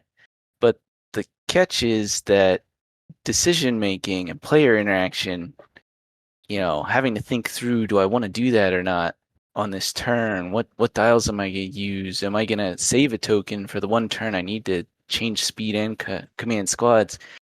That's a good, important part of the game. So now you're removing that aspect of this card, really what actually makes it, what I would say, good, just to make it more powerful. You're sacrificing, again, the good for power, which is not a great design mentality. I play Leia, and part of what I enjoy is making those decisions I was just talking about. Oh yeah, we played. You were running Leia with me a couple weeks ago, and the thing that makes her interesting is the restrictions. And now she has no restrictions. Honestly, the most boring commander for Rebels. I'll never run her. It's. And the sad thing is, I could see that Leia isn't that powerful. I'm not opposed to buffs, and I would be okay with Leia getting a buff, but this is such a backhanded buff. It's like you spent 5 minutes going, she's weak. Let's just get rid of the restriction. Done. And I was like, well, okay, but did you put any thought into the change? No, it's just make her better. She's more powerful now, so she's more viable. It's good enough. Yeah, what if you just made her stronger than she was with the same restriction? What if you just Yeah. What if you could break some rule in the game with Leia Commander? Like Double dial. no, just hey, if you Triple dial. no, not triple dial. God damn it, no. Okay, quadruple dial. God damn it, I'm gonna get to a point. I'm Keep trying to going. build the tension here. So you just only use one command. You get to double token. That's it. Maybe if she's so bad. But also to Bernie's point, just keep reducing the points. She's still at 28. She's too fucking expensive. Yeah, she's a little too expensive for that token effect, yeah. Especially because she's MSU coded. I see her as 24 with the old ability, and I think that's where I would have liked to have play tested her. Kind of. It's just a completely uninteresting change to a commander that used to be interesting. You've taken the decision-making process out of a commander. That was their whole point. Well, like, what are you doing? The fun was the restriction. Yeah, and there's no creativity. I just fucking undo it and try again. Let's go on to General Draven, which I've talked with a couple people about, and I still think that I'm right. I like this change. No, don't fucking laugh at me. I like this change. I'm not laughing about the change. No, I like this change because Rebels, their biggest issue is they have no way to cash in on raids. And I think giving them something to do with their raid tokens is cool. Yeah. So this one is almost kind of like the opposite of Leia, where you reworking the card to have some kind of player interaction. Now, again, there's an interaction that didn't exist before. It definitely seems to draw inspiration from TF, and it gives you a different, unique ability. So from like kind of the more creative side and what makes the game good in terms of, you know, the decisions you have to make, there's a lot more here. This is actually, I might go out and say this is probably my favorite thing, in that it's probably the only thing I'd classify in the release as new content. It's effectively a new card for all intents and purposes. It does draw a little bit from Draven, but it's just a complete overhaul of his ability. I think they should have done that, where they should have actually made a new card, because every time Draven gets a change, he's completely different. Like he's a shapeshifter. Yeah, they could have just done new card too. Every image he needs new clothing. Well, no, I think his face is a little more zoomed in on this one when I was comparing the cards. So, So I have a couple issues with it. One is it's like you got a free bomber command and it's not range restricted. So I'm not a huge fan of that. I'm not a huge. It also can work on squads. So now you've given rerolls on inter squad play. I get that you're putting raids on the ships, and there's a little bit of probably opportunity cost there because you only get 6 times on the card that you can do it. So if you're going to bring another raid, it's a little bit of the TF effect. But unlike TF, he at least starts with some ability on himself to trigger this. So I don't think 22 would have been where I put it. Where would you put him at? It's a little strong. Yeah. And this is the problem is I don't know, because I'm thinking about it going, all right, well, a bomber command ship would have cost me in the mid 20s, but I don't get the extra activation.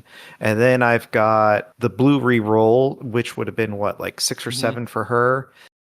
But no range restrictions, so I don't know if the range restriction removal gets offset by the activation. There's a lot. You say no range restriction, but the range is restricted to the ship you're attacking. To the ship you're attacking, but if you're going to be attacking that ship, you're in range of it anyway. But to be fair, that range restriction is distance 1 to 2, so you could be attacking a squadron as long as you're close to that other ship. You get a reroll against that squadron as well. Right, but my point is that Bomber Command, at least it forced you to bring your resource into range, and now it's exposed. That's true. Now Draven can just run away and he's fine. Let your bombers launch your bombers out. Granted, you're rebel, so what is your chance of actually doing this? I'm a little bit concerned about the card. I would have to play test it to understand how bad it is, but I can see some issues, and especially now I've got layered rerolls that I can achieve. And So I actually think I'm not. You keep mentioning bomber. That means command. Luke can get his layered rerolls, right? You took it away from him, and now you can give it back. now I get some back. Yeah. I don't know. I just However, so the thing that I see is actually I understand the concern about layered rerolls, but what this actually opens up is rerolls for squads attacking ships that do not have bomber. There are A-Wings and YT-2400s. These now would have access to rerolls. Also consider Draven's timing. It's still the same as it was in the previous iteration where the raid token comes on basically after they've done the thing. So it'll be after the end of their activation. So I'm curious how much testing was done with YT-2400 squad balls, because I feel like they're actually going to have the biggest payoff for this. Now you can just wait them out. It makes PDIC that much more mandatory, too. Yeah, but the number of times my non-bomber black die squads have blanked out is somewhat painful, and this is a way to fix that. Like so again, I wonder how much testing is done. they've told me that there was a lot of testing. Yeah, the problem is that's hard to quantify. And is the test a good test, and what was done specifically? It's hard for me to value the level of testing they did, because I'm sure that they were like, oh yeah, we tested with all our competitive players and we found this card to be weak. And then I see Leia and I'm like, yeah, you took away all the things that made Leia interesting. So how valuable was your testing process if you made a card really boring? So my issue with Draven is different than your guys' issues in that it's not thematic. And I think that would have been something that if they had a wider playtest group, it doesn't make sense to me. Like, I get it if it was, okay, the ship that has a rage token, your squadrons get a reroll attacking that ship. But why do they, like, let's say you got ships close together. Maybe I'm attacking a whole different ship. Why do I get rerolls against that ship that doesn't even have a rage token? You know, like I don't understand what is actually happening with this card. And maybe that's not the most important thing, but again, if you have a wide playtesting group and a diversified community there, those are things you should think about, because it doesn't seem fun to me. I like Draven's initial thing, his ability of looking at all the command dials, because that felt like spying.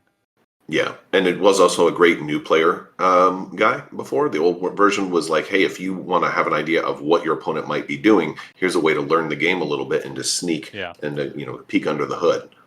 But I do like, though, I'll agree with you, Chandler. I like that they were looking at an idea to make raid tokens have more value, and I think that's a cool goal. I think this is a swing and a miss, but the effort there is there, and I appreciate that. I still like his ability, but I agree that it's not thematic to Draven. Yeah, so there's pluses and minuses. What's interesting, though, is I think we kind of talked about testing, and even Bernie mentioned this, that this idea, I think, is creative enough and interesting enough that I'd be interested in testing it out. I think it passes kind of like that first check of, was there enough interesting ideas? Did it give you player interesting decisions? Was it at least like semi-thematic? Yeah, I'd actually like to see how it plays out, which is a good thing. Yeah. All right, let's go on to Mothma. Honestly, the worst. Absolutely. Why Salvokin had multiple commander abilities all up into one, and they gave her a whole separate commander ability in addition to everything she had, where you can now ignore accuracies.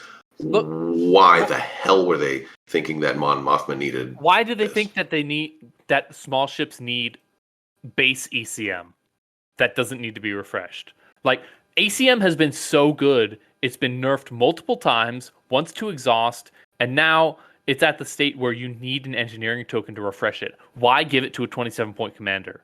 Without any caveats? On all your ships. Yeah. With no caveats. No cost. And one of the reasons I think is because I looked at some of the world's data, and I don't think there were any Mon Mothma fleets at the last two worlds. Um, No. That alone is not enough reason to do this, in my opinion. I think that just means that people like other things. The Rebels have a lot of commander. If you were going to do anything, I would have just brought her down in points. I wouldn't have given her a game breaking ability. Like this is it's just so good. completely bonkers to me. And if you go based off of what's bringing to tournaments, Mothma's always going to compete with Kraken because they're very similar defensively oriented rebel commanders for small ships. That's always going to be the case as long as they're both in a similar design space. Layered defenses tend to be a little bit stronger than the quality defenses that Mon Mothma brings. But again, this kind of goes back to reducing player decisions. This one's for your opponent. What are they going to do with their accuracies? They're useless. Yeah. Even if they target both of your evades with an accuracy, it doesn't mean anything. Like, Mon Mothma should have had an ability similar to a gate, where if you have one evade that's targeted by an accuracy, you can discard it to still use its effect. It's crazy that there's that precedence there. But even then, that would have been too strong. It would have been pretty strong, yeah. Accuracies are valuable. And I mean, like, hey, maybe you run an SW7 and now that accuracy can count as an extra damage. Yeah, that's all you can do. Hopefully you have SW7s. But I think this is just like way too far beyond the pale of reasonability. Yeah, this could have been a whole different commander. Once we get to the point where they're making all new commanders, if you want to explore the design space of a commander that allows you like a built-in ECM separate than a gate or whatever, or I don't know, maybe like a 12-point officer that gives you a once per game ECM or something like that. There's other ways to approach this than giving her this ability. It's bonkers to me. All right. Yeah, I don't think there's anything more to say about Mothma. Sato is the same. It's the same as Leia, where you have not only have you had the hubris of reducing points, but you've changed the way the commander works entirely. I wouldn't say entirely. His ability is a little bit more. It gives you a little more agency. You get better. You're more likely to get better results out of it. But it also really hurts him with salvo. So you can't run Sato salvo builds anymore. You can't do Sato salvo anymore, which was fun. And it's another one of those things of you've changed the design concept of a card so much that I don't see that you're taking these considerations into account anymore. I actually think it's the opposite. I think for this one, it does show thought because it is a complete rewording of the card that does kind of keep in the core of what Sato does, that you need squads in your list. You have to get them in the position to be able to essentially get other dice in your dice pool. However, so the decision tree of like, there's still a decision tree for Sato in how you list build, how you move your ships around, how you add dice. It is a modified decision tree that's been simplified, though, because the ability is much more powerful. Yes. I think there is something, though. I think there's something that is removed from the commitment. When you used to use old Sato, you had to decide before you rolled what 2 dice of one color you were going to roll. And now it can just when you needed the accuracy. Yeah, if you needed the accuracy, you had to do 2 blue. If you wanted the damage, it was 2 black. Now it's whatever the fuck you want, and then you can roll it and you can see first before you decide what you want to remove. And that is just a less interesting version of what Sato was. So I do understand that was more commitment before. And again, this is obviously a buff, but I'm really not necessarily opposed to buffs because you still have a decision tree. You still have to figure out what dice you want to put in. And honestly, I kind of always knew what dice I was going to put in anyway with Sato on the upfront commitment. So it wasn't, for me, a huge part of the decision making. My bigger problem than that, the fact that it is a pretty strong buff, is that if you think about it and you go to list building, he's much stronger for dice fixing now. I always thought of Sato as a dice fixing commander. in a subtle way. Now he is a very unsubtle dice fixing commander. Yeah, it's very unsubtle. And now it's much easier to say, well, I'm not going to run TRCs on my CR90s. I'm not going to bring the other dice fixing things. That is a huge cost reduction in your list building. Now you can just bring more ships and bring more squads, and they're still probably doing pretty good damage just with Sato's ability itself. And so this is actually maybe the only commander where I could agree with changing the ability would also need to change the points cost, because it's sort of a double buff. It is the buff to the rerolls and a buff to your fleet cost of everything else. So he should actually be much more expensive, more than likely. And it went the other way. It went down. Yeah. That's the biggest issue I have with this is I'm going to make him better and I'm going to bring his point cost down because not enough people took him. Well, let me ask you guys this. And this is the general design philosophy that's just so off center. What if they added a line in there that that allowed him to use his ability also while salvoing, but only for, like you can't add other dice, but you can do that for him. I don't know, because salvoing is so strong that I think if you can roll your salvo dice and then decide afterwards if you want to add 2 blacks, I think that's too strong. So I'm not overly attached to the salvo thing, and anytime you change stuff, things like this are going to happen. You're going to lose edge cases. It's just going to be different. Look at Medine in the last change. He actually lost the ability to get triple click in a turn from dial. Dial. If you had dial and token.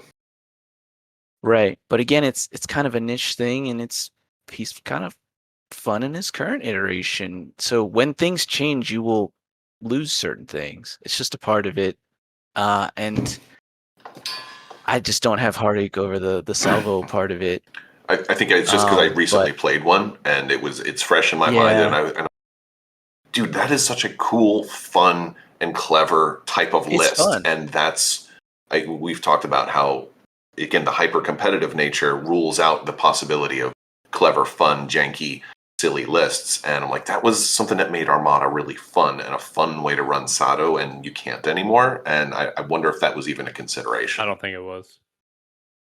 I think what would happen is you would go add his dice, remove the dice, and then you've got DBY. So now there's a ton of dice fixing, and that might get too overpowered. I could see why that would need to get removed. Now, whether or not they actually knew it is a completely separate question. But again, I guess maybe the point is that from a design philosophy standpoint, try to pay attention to those fun things and the good parts of the game instead of just the power. Yeah, I think they're focusing too much on tournament viability than fun gameplay interactions. But in this case, I'm okay with the Sato one. I don't like it. Anyway, let's move on to the Empire Commanders, then we'll see how much time we got left. Vader, same ability, down to 28. So now in 6 months, Vader's gone down 10 points. What's wrong with you guys? So much for being slow. Why are you... It was a big drop. Awful. Yeah, so much for being slow and taking your time. Nah, Vader got a points change a couple months ago. Let's give him another points change. He's gone down 10 points. So this one's weird because it doesn't really address Vader Commander's problem at all, which is that Imperials have a lot of good dice fixing options. Like, I don't know, you can bring any other Vader. Or other Vader. So he's always going to have that issue within his faction. Dropping the price doesn't really change that dynamic. So it just feels like a weird, thoughtless Band-Aid thing.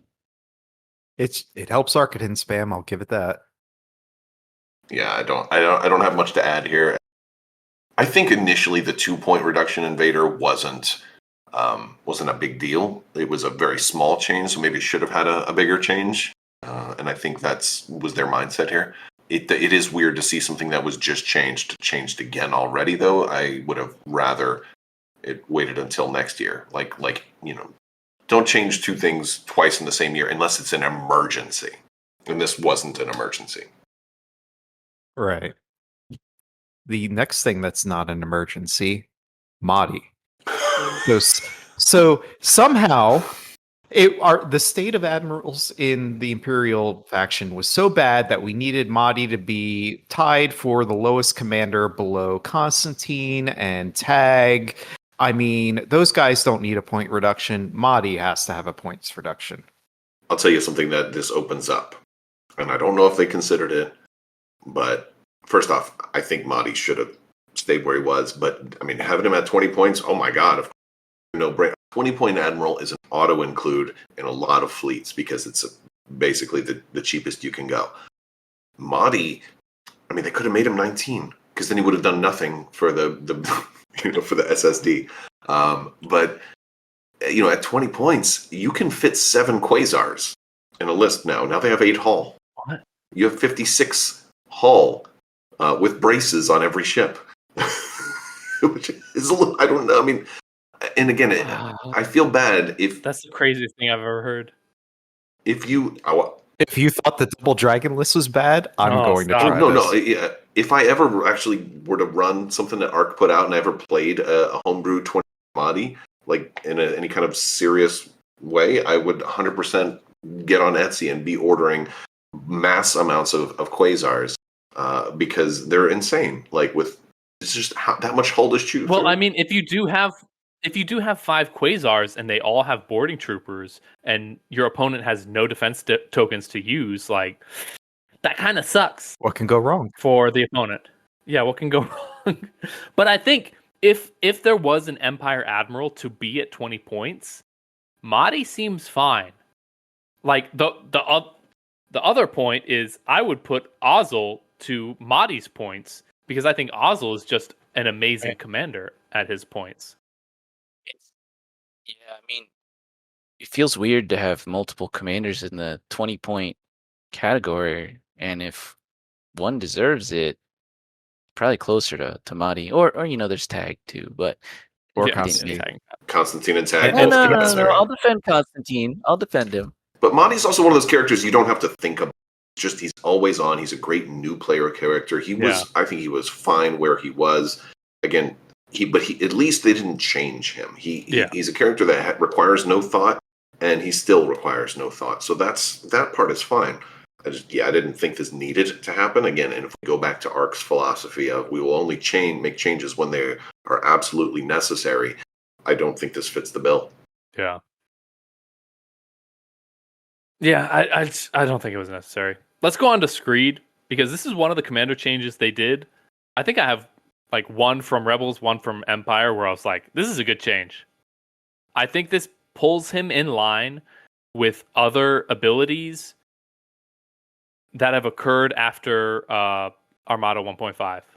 Like him saying, hey, I'm gonna spend a die to change a die, and it cannot be rerolled. I think that's perfect. It definitely addresses known issues, exactly what you said, with stuff that came out later. So, and it also is, from what I can tell, a reversion to the point cost that he was before the change from the last update. Yeah, so they raised him 2 more points. They raised him 2 more points, which I think is good when you're changing an ability inherently. Increase the points, just in case it is stronger than you consider. Yeah, I don't mind this one. Just because close range, small ships... They need something, so at least they got this. I did actually play in that tournament. Was it 9 months ago where this was in it? And I brought like a long range focused Imperial fleet, the ISD-2 Gladiator, ARC-10s, and Raider. And the opponent had this with a bunch of Raiders, and it put in work. It was annoying because it shut down evades, but it didn't really feel oppressive to me. So, I mean, this is fine. One of the good changes that they've done. Yeah, I can't really there for a long because this was one of those ones that that first little preview tournament that they've They've been pushing for this one for months. Yeah. Let's go on to Palpatine. I don't know. I think it's fine. I love this one. It's fine, but they did the thing I fucking hate, where they've reduced his points and they also made his ability better. It's like, why do you think you can just decide to do that? What if his ability is too strong now? You're going to increase his points in 2 months when everyone's bought his card? It's fucking He shouldn't weird. have had a points change and an ability rework at the same time, but I love the writing on the card. I love that it makes him kind of do what it seemed like he was always intended to do. He was supposed to shut down those tokens. Since he came out, we've had other things like 1.5, and we've had timing windows change on, I'm going to brace and reduce half of your stuff, but that doesn't count because it's not while I'm spending, like all of that stuff. He blanket hits, no, you spend the token, it's gone the whole turn. I don't care if it's an alternative cost or not. And what's brilliant about this is the last line. It says, this card's effect cannot be resolved against friendly ships or squadrons, because there are cases like where you get to spend with for example, Sloan, where, if I spend a brace, it's gone. Okay, good. I'm attacking. I'm spending your brace. Oh, guess what? It's gone. So, and I think that was actually a Karnak revision, because ARC had missed that, and Karnak came back in. It's like, no, dude, you guys we're about to really break this guy even worse. Yeah. But I think he should have stayed at his points, because he was already expensive and he can still be a negative play experience. So, don't make him cheaper also. It should have been one or the other. It is a very good ability. Or already in the one before ARC. But yeah, the clarification, again, sort of like Screed, is just it addresses known issues and updates to reflect that, like what the game state is now. So that's a good thing. Yeah. You want to try to get through ships? I don't know. I don't know if we got enough time, because Bernie's got to go in a couple minutes. How fast do you think we can get through it? Not that fast. I get so long-winded about this kind of stuff. I just don't like any of it. Can we simplify it? The simple answer is I don't like any of them. Yeah. There's none of them that I look at where I'm like, you did it good.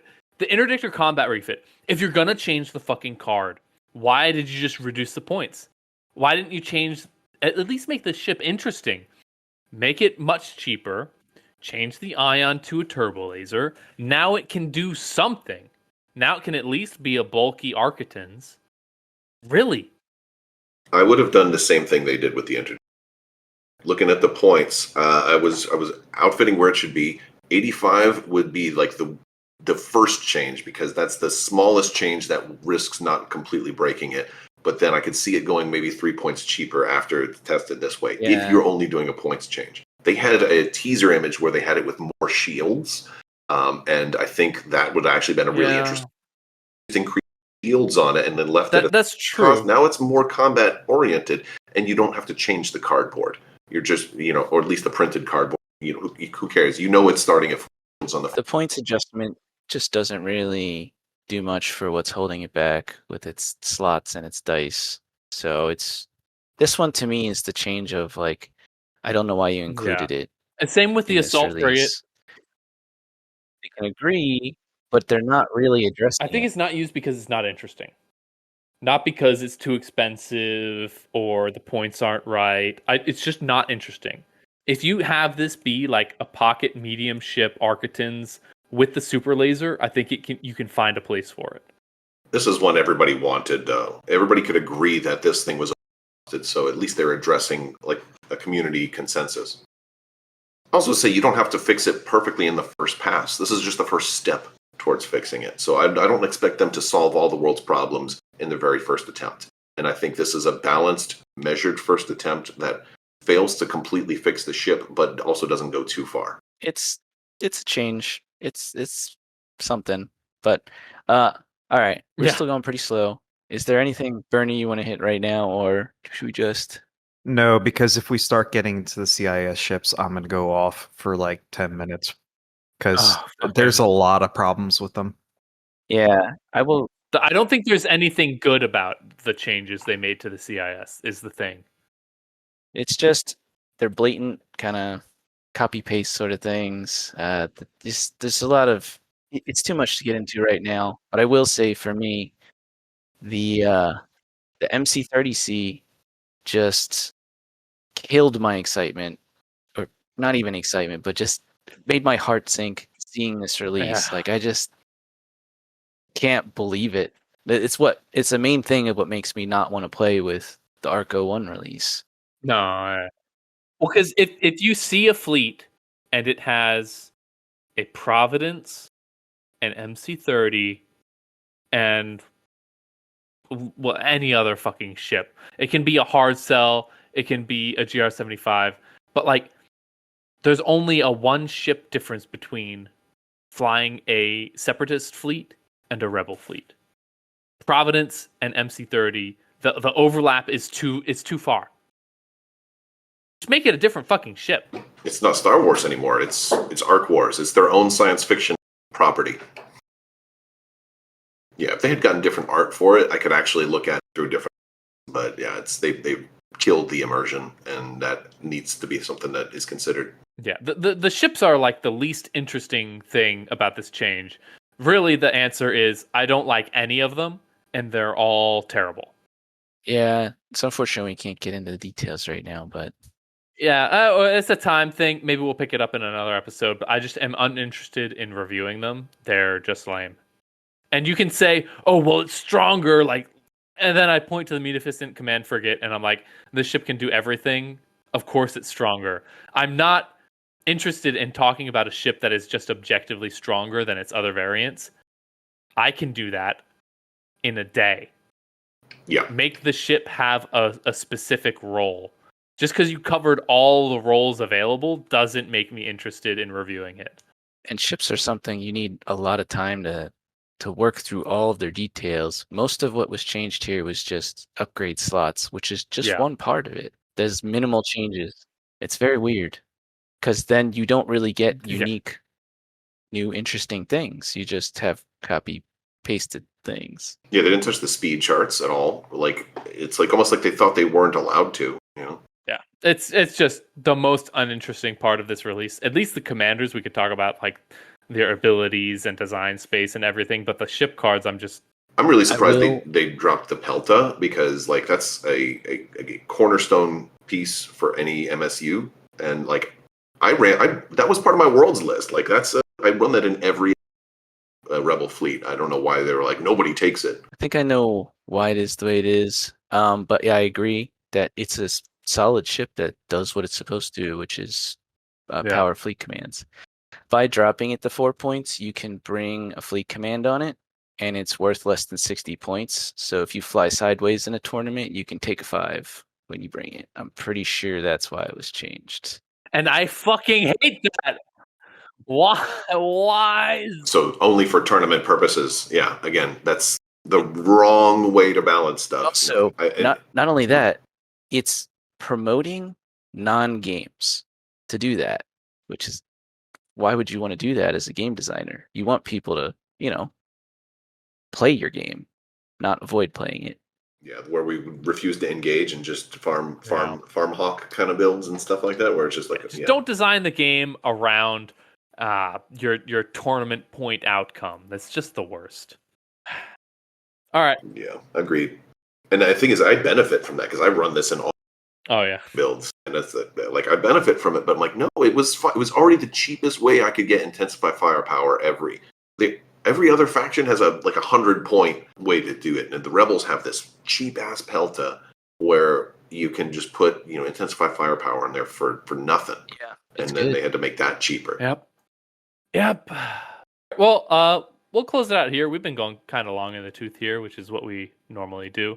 Thanks for listening, and catch you all on the next one.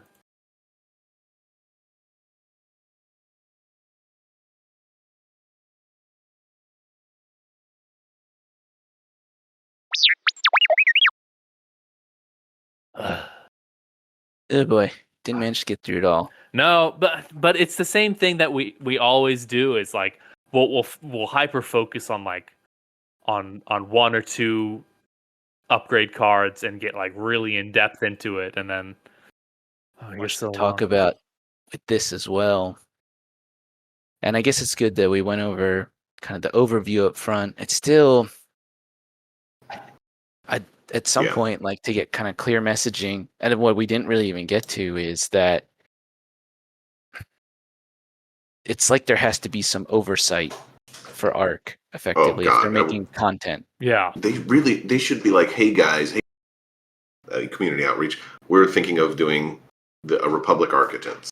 And then like for example, Legacy's doing that, but they're doing it in a full expansion style with 2 variants of the ship that each have different roles, and then like titles and a commander that works with that ship. Like they're doing it expansion style. Yeah, and like that's a nice. That'd be refreshing. Granted, I don't really want to play Legacy just yet, but why did they look at the AMG rapid reinforcements and think that's the way we want to do it? Nobody's liked the way AMG has handled Armada. I kind of like the rapid reinforcements, but it's that or not. I would have liked rapid reinforcements if it was alongside regular releases. Yeah. If you wanted to do additional Delta 7s, additional Republic Commanders, that would have been fine as long as you were also releasing waves. Like an in-between, because we know Armada always had a long release schedule. So like if you can only do one release every 2 years, then do a rapid reinforcement every year. I would say like no matter what, I'm just not on board with ARC creating content, particularly because there's just so much politics right now, and they are in the position of power, and it really is their way or the highway. It's like I really wish I'd like to try. I'm confused that there isn't more of an organization of the TOs. The TOs are like the backbone of the community. We talked about that earlier. How they basically they're all in ARC pretty much, right? There's a lot of them, but I feel like that'd be a positive step, because then you could have an actual committee above all these other things that the Legacy people and the ARC people, and then some TOs and maybe some other independent parties all have representation. And so to get something through, you actually have to pass through that committee. Now you can't just say, "Oh, this is my content." Well, that's kind of every time they've talked to me. Like, there've been a couple. See, do you want to preview our release early or whatever? Like, for one, like if you want my endorsement, you should at least also take my feedback. But that's always been flushed away. And the only time they've ever come close is when it's like, well, it's all done, and it's not changing. And so here we'll offer you can come look at the stuff ahead of time, but it's not changing. So it's just like, like I'm making you this spaghetti with mushrooms, and I know that you're gonna fucking eat spaghetti or nothing. Yeah, I'm just always so shocked at like how you will post in the ARC discussion. You'll post the mildest takes I've ever seen and just get they'll get their pitchforks and torches out and just run you out of it's ridiculous. I don't see nothing. He just said, "Hey guys, I think we should be a little slower on this." And they're like, "Why do you hate us? Why do you want no change content?" Yeah, it's like so crazy. And I'm like, that's not what he said. I always thought you were exaggerating a little bit, because I was not in the Discords for years, because I like being in the Discords for hype. And once AMG took over, it was like anti-hype. And then once we started doing like our ARC review, I like joined the Discords just to see what was going on. And the amount of times, man, you'll post in there and just get completely dog attacked has been absolutely shocking to me. It's not just Tim either. It is just like that whole environment is. See you, Bernie. Yep, see you, Bernie. Yeah, see you, Bernie. Thanks for hanging out, man. But the whole environment on the Armada Hub is like no negativity. Oh, yeah. You got to defend yourself if you say that it's not good. And it's no, negativity is allowed as long as it's directed towards like somebody who's not on board with ARC. Right. So that's just so dangerous, that kind of over polarization. And it's amazing that it's like, I've noticed something. Have you noticed that Mac hasn't been posting hardly at all? Like he's been very, very light. I don't think he should be. I don't think he 100% should be. he shouldn't be. He should be totally ripped from that whole project. He is pure toxic, pure toxicity. But yeah, he's And he doesn't know how to keep his mouth shut either. I don't even think that it's toxicity. That the reason I think he shouldn't be posting is because he's in one of the defining tournament communities. And this is one of the things that we talked about in our last podcast, where if you're in ARC, stop talking in the ARC discussion post. And this doesn't mean if you support ARC, you shouldn't be in there. But if you are one of the people tagged, you should be communicating through your ARC posts, not justifying your position in this Discord. It's the worst communication process that exists. Mm-hmm. Yeah, well, because Max still wants to just be like. Did I tell you he threatened me? What did he threaten you with? Because we were talking about like how everybody was just attacking me, and then like like I can't even say anything or whatever, and he's just like he's like, all right, I'll make you a deal. If you make a video that talks about ARC and highlights how excited the community is for Armada again because of ARC, I will tell the ARC people to be nice to you. Oh my god! Which is basically it's a mafia style. Why? That's so aggro. I'll call off the dogs if you do a favor for me. God. I'm like, and so if I don't, and sure enough, I got raided by ARC on my channel, and Truthiness comes in there. He's like, I'm so disappointed in you. Everything about you has been trashing ARC. I'm like, everything. Point to me where I have said anything about ARC. I mentioned them in one video, and it was a neutral video where I just said I wasn't choosing a side. And I make a forum post that is asking for unity, and that's somehow trashing ARC. I've given some feedback in the Armada Hub. Yes, I talk trash about them in my Discord, which is a private community. Yeah. Yeah, I think that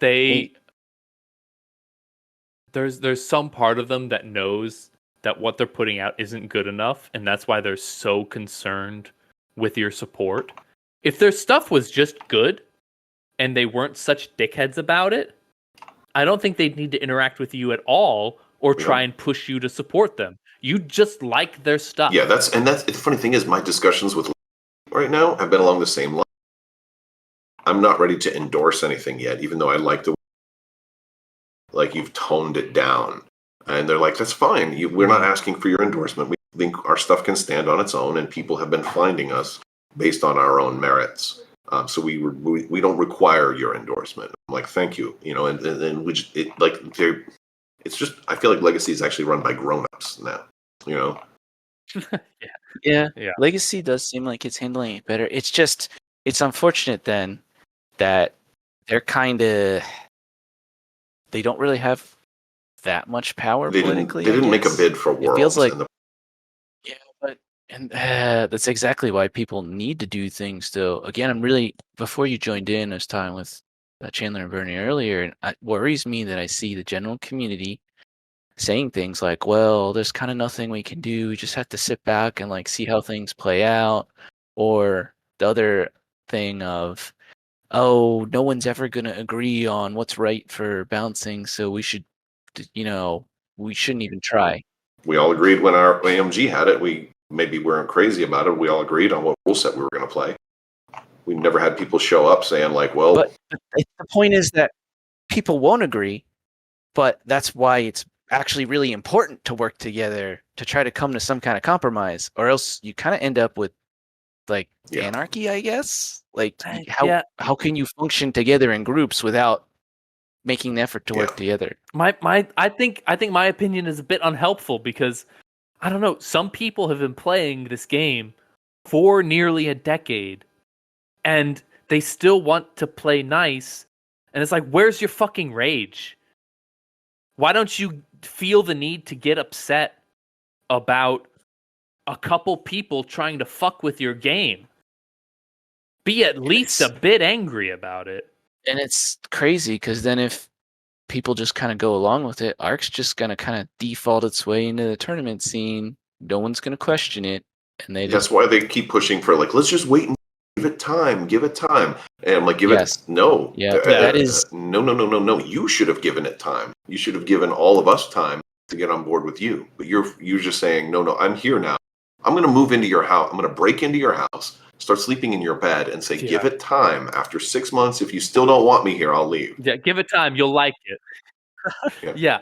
And I think they have the resources now that they should have had before, like all their design documents, their roadmaps. All of this stuff is really nice. Mm-hmm. And they should have been doing design journals before they released anything. They should be like, here's where our mindset at. Here's the things that we focus on.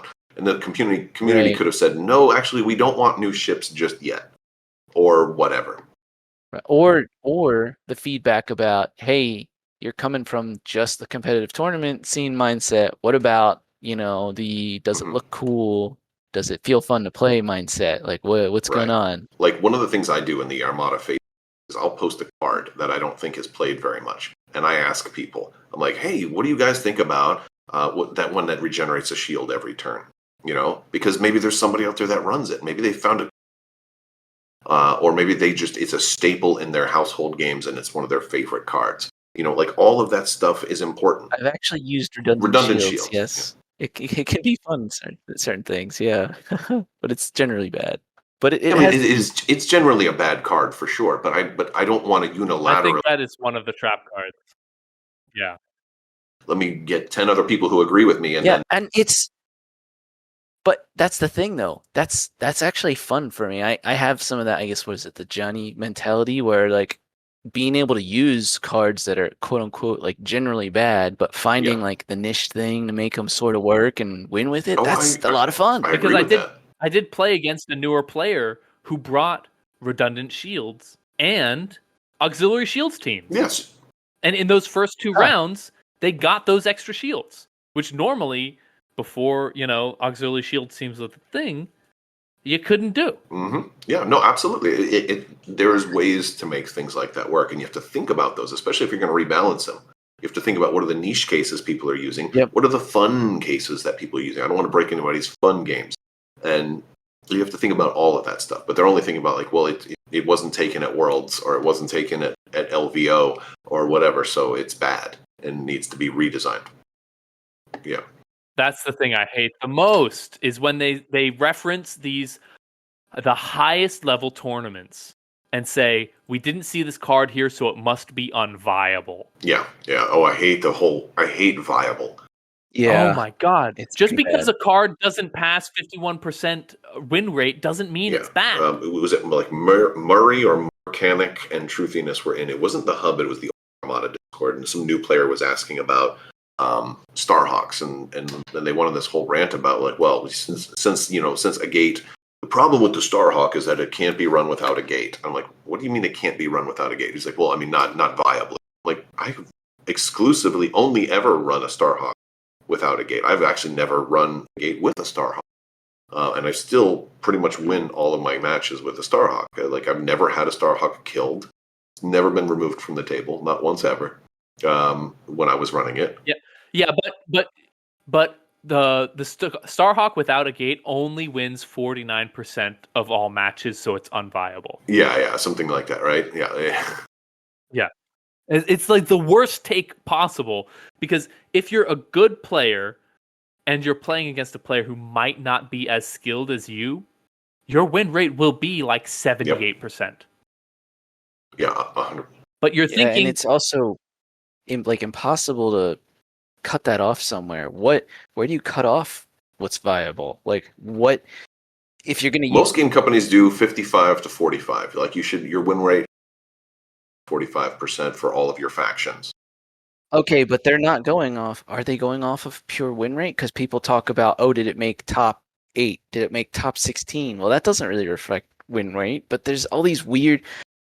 When I played there's the Battle for Hoth thing that had been done a couple of years, and that was where I first trained in this, where people have different definitions of what they call jank, and it's like all over the spectrum. So that tournament I found is actually very not fun, because you'll have me bringing, like, I literally brought the combat interdictor one time and like weird nonsense, and then someone else bringing what is basically their competitive fleet, but like, oh, they didn't bring one optimal upgrade card, and then I get smashed. It's like, why? There's such a wide gulf there.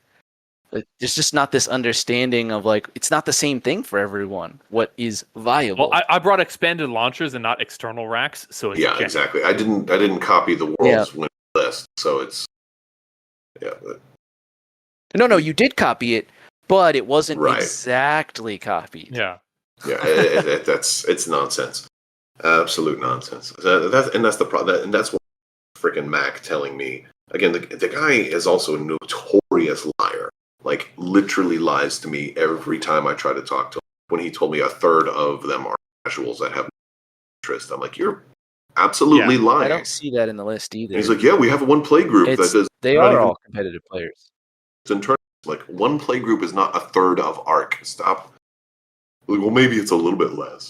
I'm like, yeah. And if you can't see that it's all a bunch of like-minded individuals, then like, you're just doomed to fail, kind of, with the design process. They need oversight. Like, I like their ability to play test stuff from the competitive scene. I like, they have valuable input to add. It's important. It should be. Yes, it is. It's valuable input, but it's not the only one. It should be like half of your playtesters could be like ARC people, and then the other half should be, casual groups, some legacy groups, people who played on the old, just the straight classic AMG rule set. Also, should be. Yeah, but none of this stuff's gonna happen if they're not accountable. If they don't have some oversight, that's like, how the heck do we get there? Man. Like, I don't know. Like, I don't know. I kind of want to talk to some of the TOs. We'll just you know what we need to do? We just need to make our own new competing standard. And then they're just. Yeah, I mean, that basically, you could run Armada Classic as the competing standard, basically. Well, that already is a standard. I'm talking about making it a new standard. Oh, so you want Bernie Motto? New one? Something like that, right? I have to go to the bathroom, but I'm going to go ahead and drop out. You guys. All right. All right. We'll go ahead and close it off here. Thanks for coming, dude. See ya. All right, buddy. Talk to you later. Thanks for having me. Yep. Thanks. See ya. Bye.